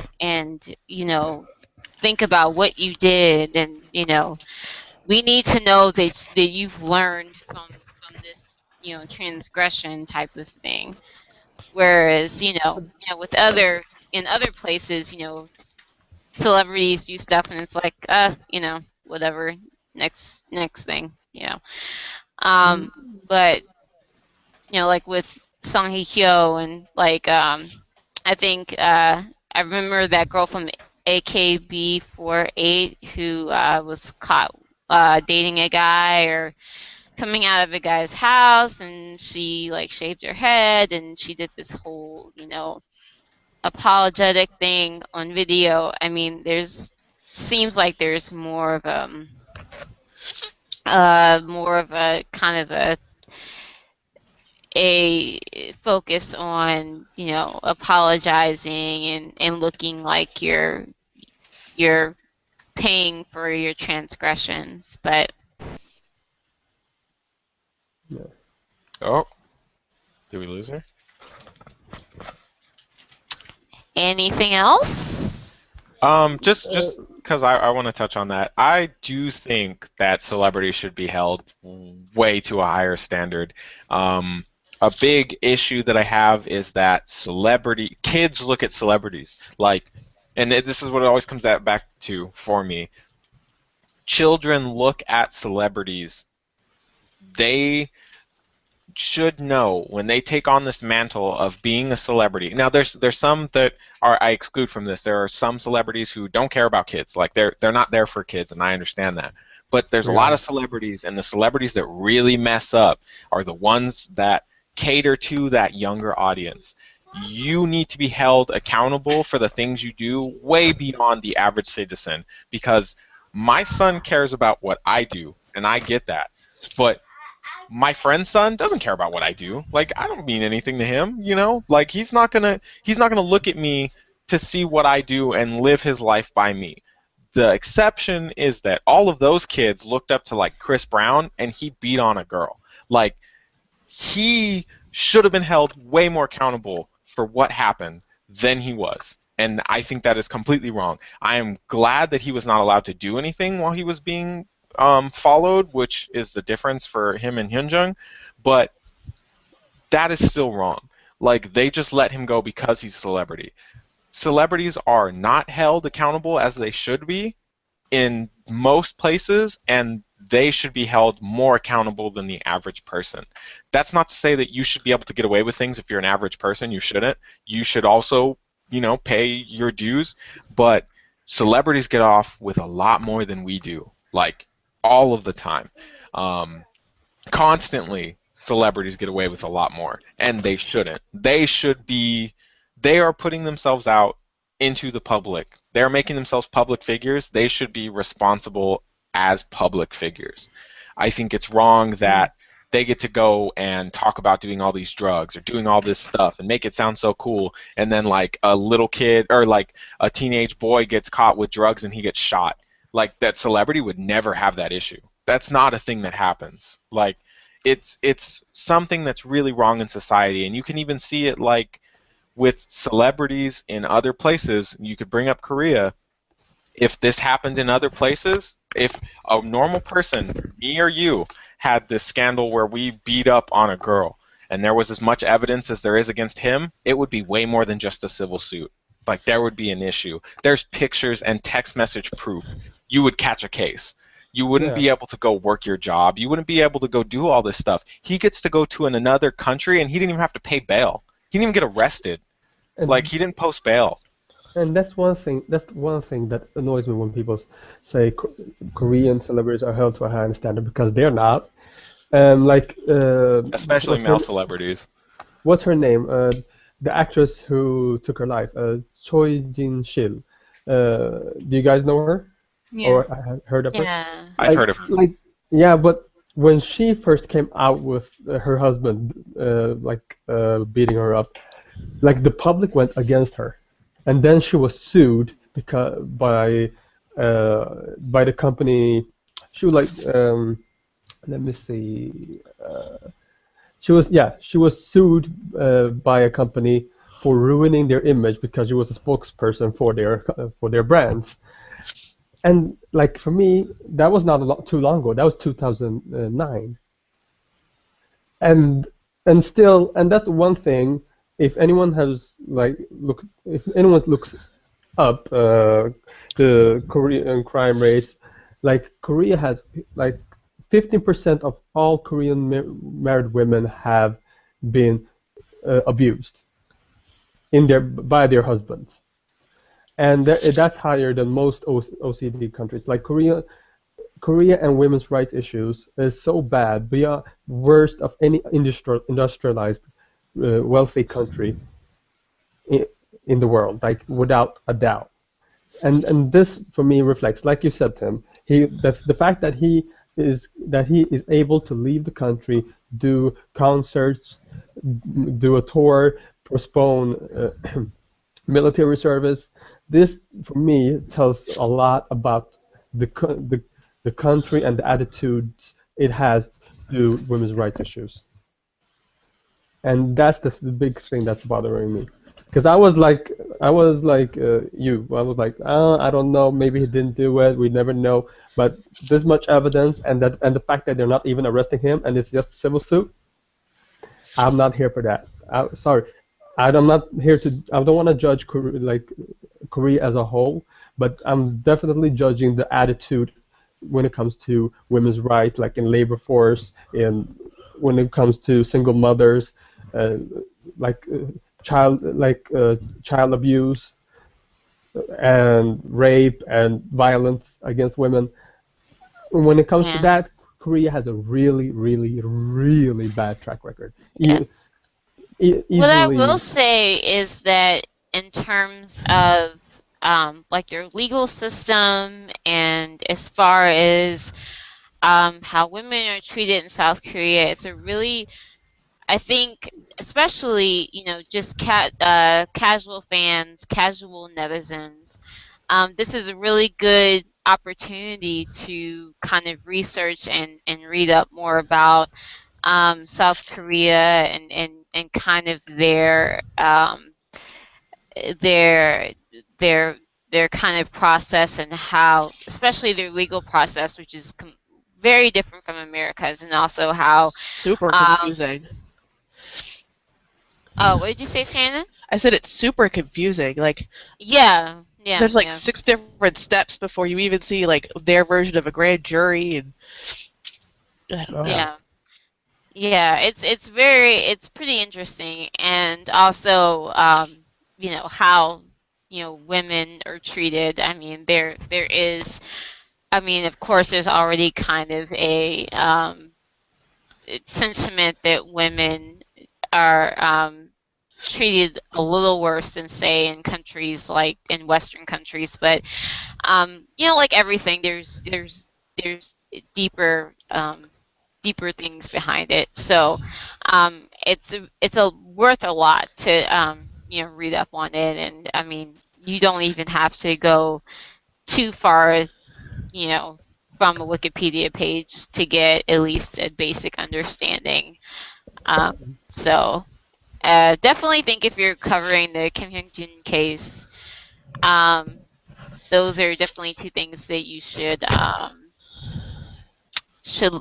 look up, read, regardless of where you stand on the issue, and um, we'll keep um, we'll keep looking and monitoring it and seeing what happens. Um, Anything else before we wrap Uh, things up? Anything to if mention? I just want to say, if you listeners are interested in women's rights issues, I recommend a great blog called The Grand Narrative, and where they have where where they have a whole lot of information about women's rights, sexuality, feminism. Check it out if you're interested in this particular topic. That's all I had to say. Yes, actually agree with Noah. Grand Narrative was one of the blogs that I read when I first got into K-pop, and it really kind of, got me into, getting more into the cultural, sociological aspects of it. And it's really great. The articles are really great. And also, the guy that runs the site is also very nice guy. Lived in Korea for a long time. Has a Korean wife. Um, I've interviewed him before. Pretty great. So yeah, if you ever anything questions about, there's a lot of things about beauty, sexuality, um, feminism. He covers a lot of those um, kind of topics on his website. And so, he's a UK, like I said, he's a UK citizen, but he spent most of his time in Korea. He has a Korean wife, and so, um, yes, I just wanted to agree on that. So yes, Grand Narrative. Definitely, if we're so lucky, hopefully maybe we can do something with the Grand Narrative in our future, if he would be so willing to go down to our level and maybe be a guest on our show or Be a something. grand initiative. I could be like, remember that time I Band camp. I don't think that would help. But yes. Okay. Anything else? Mm. Well, I kind of want to mention about something I thought was pretty interesting. I'm not a big BTS fan, but I saw like how on their show that they have right now, what is it called, American Hustle or something like that. I don't.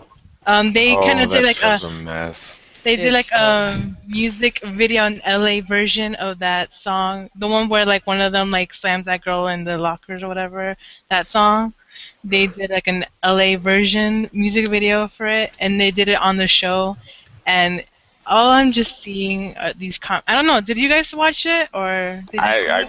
I don't want I to watch watched it. like 5 minutes of the first episode and I went, "This is just going to be a hot mess that makes me want to cry and like cringe, and it's not worth it." it's So actually you're saying they remade a American music video? No, no. No. They did an LA version music video of that song. Of that Oh. song, the Boys in Love, I think it's called. yeah, that's Um. all. But it's really like for the show, and it was really like it's not an actual music video. It was just like for the show. Like I guess they had to do like a challenge or something. I don't know because I don't watch the show, but but they released it on the newest episode, I guess, and it's like I just keep seeing people talk about it, so I went to like kind of watch it. I couldn't finish it, but because I was getting a lot of secondhand embarrassment because Why? in the video, what I'm guessing they had girls in it, and black girls, and Oh God. I was seeing a lot of negative comments, and after I was like, wait, did something bad happen? But I watched it, like, well, half of it, and it wasn't anything bad at all. They were just like, singing or whatever, dancing with to the girls, but they weren't really doing anything. Like, it was more than anything, it was just awkward to watch, but nothing extremely sexualized or nothing like, nothing like Rain's that rain song with the girl and her butt and anything like that. It wasn't like that at all. But I'm just seeing comments and like people are like, no, I don't like this. This is a horrible music video. And first of all, it wasn't an actual music video. It was just something like for the show, like nothing that wasn't quality or anything like that. But just people are hating on it and they're like calling the females in the video like whores and like sluts. So it's the like netizens like reaction to it. But not even like Korean essence. It's like people like on YouTube, people on like Omona, like. Oh, if you guys haven't seen it, you guys gotta watch it, I guess, then to really. I'm watching it right now. It's hilarious. Yeah, I haven't seen it. I think maybe I saw something posted on Amona about it, Yes. but I didn't really like get like click on it or anything. But I mean, it sounds like from what you're saying that the actual like from the actual show there was nothing, you know, there is nothing offensive or anything, outrageous done. It's just mostly people's reactions to it. Yeah, like reactions to the fact that some of the reactions I've seen is to because it's black women or they because the way they were kind of dressed maybe or they felt like because I don't know how I don't watch the show so I don't know how old these girls are or whatever, but I saw some comments saying like they were around near their age, BTS's age or whatever, but girls are acting like, oh my god, they're 20-plus-year-old women. And I guess BTS are slightly on the younger, some of the members are on the younger side, and so like fans are going all crazy, whatever. But I'm just like, this is something they did for the show. This is not an actual music video. Why is everyone going crazy? And even if it was actually for a music video, like why should it even be in any problem in any case? I just find it interesting that a lot of BTS fans didn't have an issue where, like, in their their actual music video, they push and like they grab the girl's arm or whatever in the video, but for this, they're just like next to girls, and then it's such a big issue. I Kind of watched. the mentality, I guess, for some fans when it Okay, comes I to. watched. I watched half of it right now. I think it's hilarious, and the girls are gorgeous. Like they're beautiful, and I don't see anything. Like I saw 1 minute of it. I didn't see anything tacky. It was not like it was they were grinding up on them or shaking their ass. They were just sitting there looking pretty, and maybe like grabbing their arms and like hugging them like like the crazy grandma who wants to give them candy. Is that a reference to me? Because I do not give candy to people who are under 17. Well, lucky for you, the youngest one is 17, I think. Damn it. Yes, I don't know. Fans, I don't know. I think you guys need to just watch it and then like look at fan comments to really understand. But Yeah, I just thought I it mean was kind of weird.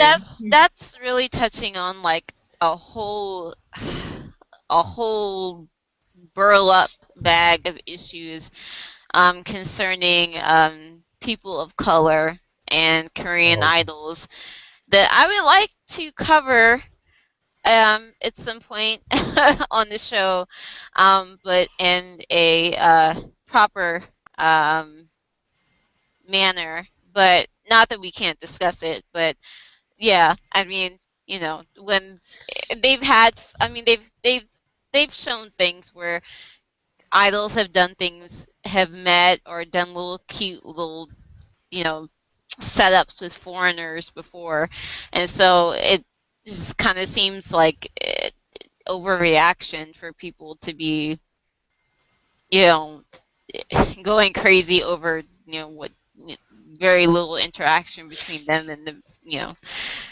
the girls that were there. But it's definitely an issue, and it's definitely an issue for those of us who are fans of Korean music and happen to be people of color. So, do not think that I'm not going to address it at some point, but I do think that, when it is addressed, it needs to be done, with respect in the correct way. So, we're not just going to be throwing the issue around casually on the podcast. Besides that, is there anything else? Oh yeah, and 2 p.m. is coming back September 15th. Look out Oh for it. yes, I saw. Oh, that's a shame. Sorry, did I say that in my outside voice? Dang. No one asked your opinion, Shannon. So It's okay. I do actually. I am actually a fan of the Tooth Fairy, but I always forget his name. He is kind of adorable in a Tooth Fairy kind of way. Wait, Nick. You got Kiara to bring out her claws. I'm impressed, Shannon. I'm impressed. I know. His name, but he reminds me of the Tooth Fairy. He looks kind of like he's got big teeth, small face. His teeth take up like 3/4 of his face. What? Nico? I have to say, I didn't know the really- devil, and I he is don't know not the them that devil. well to be able to say that. Say who that might be, actually. I know Nickon. No, we do Um, not speak of the devil. The devil and his little Satan companion Taman need to like fly far away. Wow. No, it's the one that like they keep doing the photo shoots and like he keeps taking his top off and he looks like he hasn't eaten in 7 weeks and that's why he has the abs. They don't look like they're like workout abs. They just look like there's no Taekyon? like fat abs. Yes. Ah, Taekyon. He's the one that's like, he lived in America or something. I call him Tooth Fairy. I Why? heard he has kind of an attitude. He's though, got a so- horse tooth. Like his teeth are huge. They do not match his face. My teeth are big, huge too. Like, what the fuck is wrong with people with huge teeth? Well, you can be the Tooth Fairy of Sweden then. I'm I sure think little it's kids will love you something that- forever. Pretty good chance that those are possibly not his original teeth. I was gonna say they look like veneers, but the point stands.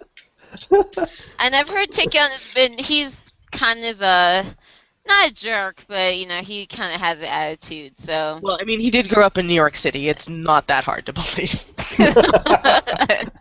Yeah, good. Don't mess it up.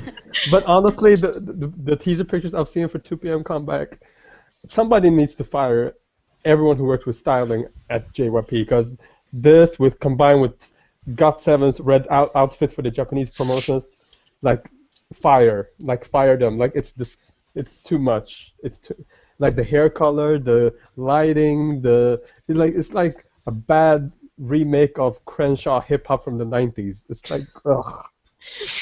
See, but here's what I want to know. Why are 2PM's teaser photos, taken from the front and not from the back? They have great butts, and their butts are much better than their faces. Why are you not promoting the best assets of your group? And No, their faces, they look good. I'm with Shannon on this one. Oh, whatever, Tim. I'm sorry. Most of them look like they've lived in a cave or like in tunnels for most of their life, and they pop out for just like their little comebacks, and then they go back into the ground. You guys have nice did butts. My Girl Ash for Mamacita, and you guys chose Hillsong's Good Night crap video. No, shut up. They have nice butts and nice thighs. Leave with that. I have not contributed anything. All you talking about Taekyon. No, they look good, but I agree, their asses are amazing, especially Juno. Juno, a shout out to you. Hey. Dude, did you see Nick chopsticks with his ass? Hey. That was a little scary. I will never make fun of Juno. Whatever, because he's on the podcast. You might as well do it. No, I will never make fun of him because he had 60 chopsticks and he broke him with his ass. He could murder me with his butt and I would never know what was happening, and that would be a horrible way to die. If he would Because he murder could like me with- squeeze you and then fart in your face and keep farting in your face until you suffocate to death in He can podcast. fart in my face, no problem. No problem. He can fart all the So time. he is the one man I will never make fun of because I don't want that death.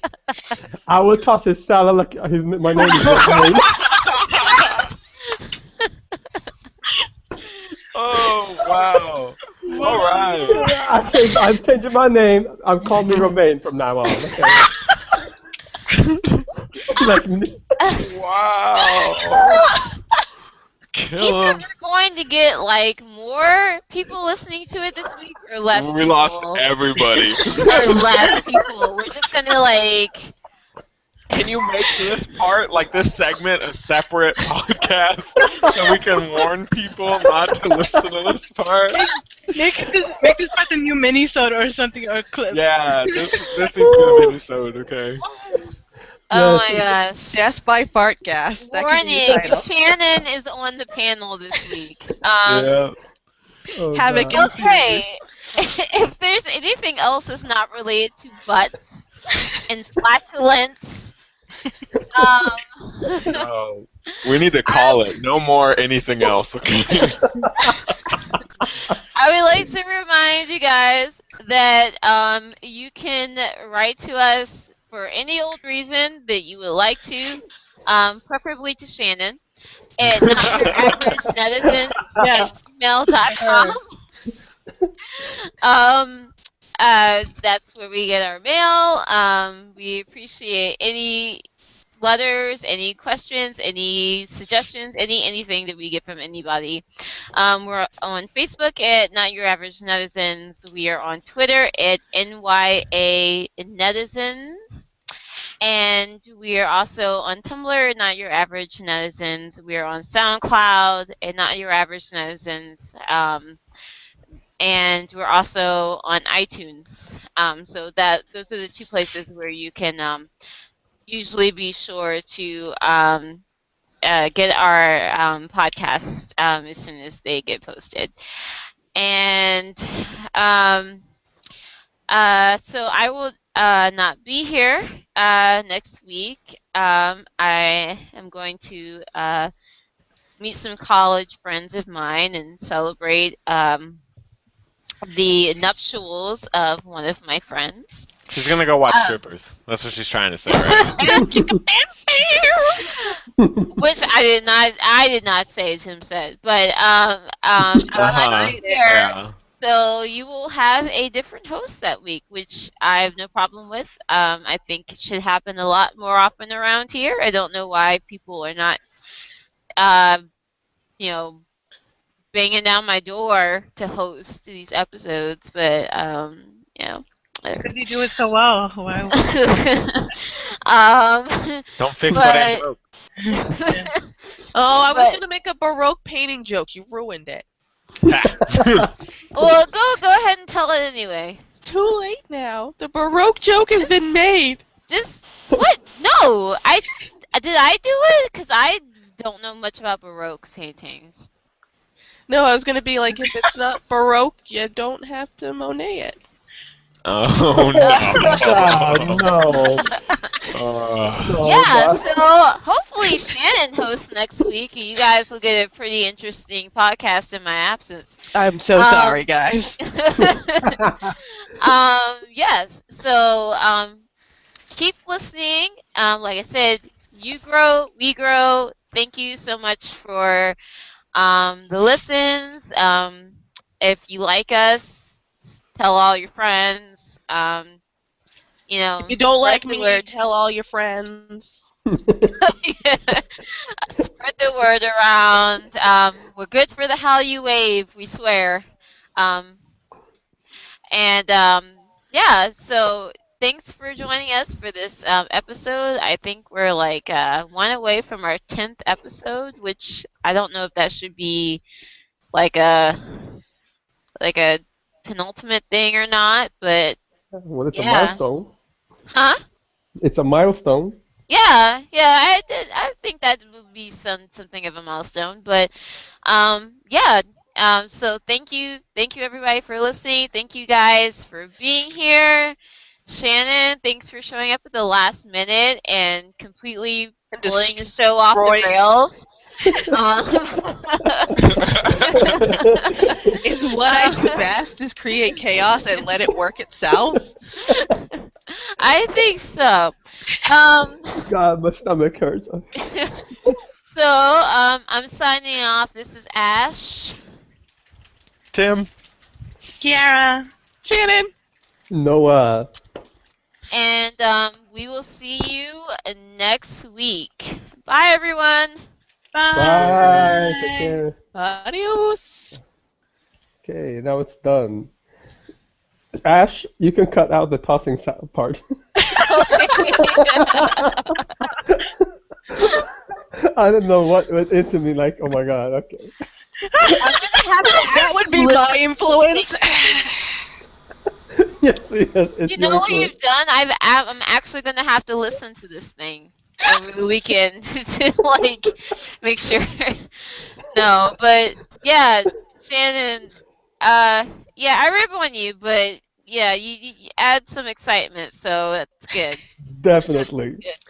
Oh, Yeah, but God. like I said, I've had a couple of people say if no one else comes forward that they'll be willing to host. But yeah, if anybody has ideas or anything that they've been wanting to, you know, they've been wanting like I really want to do an episode on such and such, and let me know. And I'll, you know, we'll talk about it and see if can get you to take control. I mean, because next week I won't be there, so I really want somebody to, be able to have a chance that, maybe has some ideas and hasn't been able to, do them yet. Mm, So, yeah. so, yeah, So if cool. anybody, I will. has I have. ideas for, oh, and is there, Noah, has there been any have you heard from your friend, your Korean friend? Yeah, that friend. Yeah, I did hear some. She said she's like doing like something for medical exams, or she's a medical student, Oh, is doctor. she taking exams right now? Yeah, no, yeah, like she has to apply for something, and she's like she Oh, will okay. be. She said she will get back to me in So she'll be busy for October. a while. Yeah, at least for Okay. a month. So Okay. No yeah, problem. I should have mailed you that answer. Sorry, sorry. Oh, no, it's okay. That's It's right. You fine. banned. It's cool. You banned. Okay, And Power so decision. Even though I have none. so yeah, I'll probably put up next week's pretty soon since I won't be there, so we can try and get enough time to have some steps set up. And then, I mean, you guys can pretty much decide, I mean, what day you want to do it. I mean, all of that's just basically up to you. So, Good luck. You um, have like 3 hours to get through. yeah, well, that's pretty normal. I mean, I yeah, mean, that's. like the one thing I'm wondering, like, do you think our episodes are too long nowadays? I mean, I mean, that was the thing that we kind of struggled with in the beginning was, should we try and cut it down? And we do have it. some that are like an hour 30. We have we had the one before the episode before last, which we had to put into two podcasts because it's really hard. I mean, Anna and I do editing. If anyone else wants to help with editing, you're welcome to let me know. It's kind of hard to edit when you have kind of these free flow conversations because you don't you don't want to cut something out and then have things not make sense. And then Yeah. so you're kind of like, well, then I kind of have to leave this in, I have to leave this in. So as of now, our podcasts have been around 1 to 2 hours, sometimes three, and we usually try and break them up if it's that case. I mean, that's been up to this point. I mean, we can try and maybe shorten them up. I did notice when we separated the podcast that there was a lot less people listening to the second part and a lot less people listening in general. So, Okay. um, but I mean, that's always something we can talk about is, the length of the podcast and editing and that sort of thing. I'm always open to talking about that because, I mean, that's always going to be an issue. I don't know how other people do it, but most podcasts that I listen to at least hit to around an hour. So that seems to be normal, or Mm, maybe two, but yeah. And I mean, considering what we're talking about, you know, it's probably not good to have it be too long, but that's yeah. true. Yeah. Okay. I like long podcasts, but that's just me. I enjoy like more like 2 hours or so. Hmm. Yeah, me too, but I think I don't know. I'm fine with it. I'm just saying, like, maybe we should try to avoid the 3 hour mark. Yeah. I mean, yeah. I Yeah. mean, if anything, it gets too long, you can always cut like some parts and just put like clips that anyone Well, can listen. yeah. I mean, like with this episode, there was a lot of extra material. Hmm. So, I will have to Mr. I don't know Romy. what you guys are referring to. uh, We're referring to I'll have Mr. to. Romaine right here. His new name, Romaine. So, I'll listen to it a little more closely. Just to see, if anything can be cut out. I mean, no, Shannon, you had a lot of good spots I was too. gonna say, Just wanna watch. say. You'll like cut me out, but you'll put me in a So, separate episode to punish uh, me. Be like, this is Shannon. This is what we put up with. And I'll be like, hey guys, how are you? Oh my God, Shannon, you annihilated us today. Oh my God, my stomach is hurting from laughing so hard. God, and yeah, and but and thank you, Ash, for being such a good sport. Even if we bullied you a little bit because of the. Dude, I bully everybody yeah, else. I It's knew. alright. Yeah. Thank you for being a good sport. Are you actually clapping? That I'm or doing the- Juno's butt has started to fly towards us. Like, I'm not sure which. I wish. Oh my gosh. Oh my gosh. What is it with you and butts? Okay. I like butts, and I'm very thirsty. You don't understand. I have fishermen and lumberjacks. You figure out what happens. Nothing. If I can't get past the 6 inches of dirt that's caked onto them. I can't handle it. So Stop. yeah, so Stop. your God, stop. anaconda don't want none unless they got buns. Huh? Oh God. Oh yeah. That I should know. be Shannon's theme song is Nicki Minaj's Anaconda. It won't Yeah. surprise you Yeah. that the Sir Mix-a-Lot song was my theme song in high school. Oh what? Oh well, then that's just that all just matches up completely. Shannon makes sense now. Yes. We understand Shannon on a whole new level now. Okay. Are you going to go now? Because I'm sure everybody has better things to do than. Well, yeah, like I need to sleep. Like, bye. Yeah. Sleep is overrated. True, I can do that when I'm dying. Yeah. Oh, but thank you guys for showing up. Thanks, Shannon, for showing up. Yeah, hopefully we'll keep the momentum going with this podcast. Hopefully we won't lose too many listeners. So, No, we yeah. won't. Like, this latest podcast was hilarious. We laughed so hard. Trust me, they will laugh even harder. This No, podcast, I would. was kind of joking. I think it was really good. Yeah, but to all the Americans, have a great Labor Day. To all the non-Americans, enjoy your weekend. And yeah, I will talk to you guys soon. Okay. All right. All Hey. right. Email. Don't forget to email Ash your list. I guess that's what you said. Yes. Oh yeah. I'll Oh, email yeah. you. I did that. Oh yeah, I'll guess I'll speak to you guys the week after next. Then hopefully I'll be in pretty good condition to do the next podcast. So Ooh, Yeah. Ash. Whatever you do, when the stripper asks you to do the splits, don't do it. You will sprain a muscle and you will walk funny all week, and people will think you just had really good sex. And you'll have to break it to them that is not actually the case. And Very no one will, heartbreaking. and no one will believe you.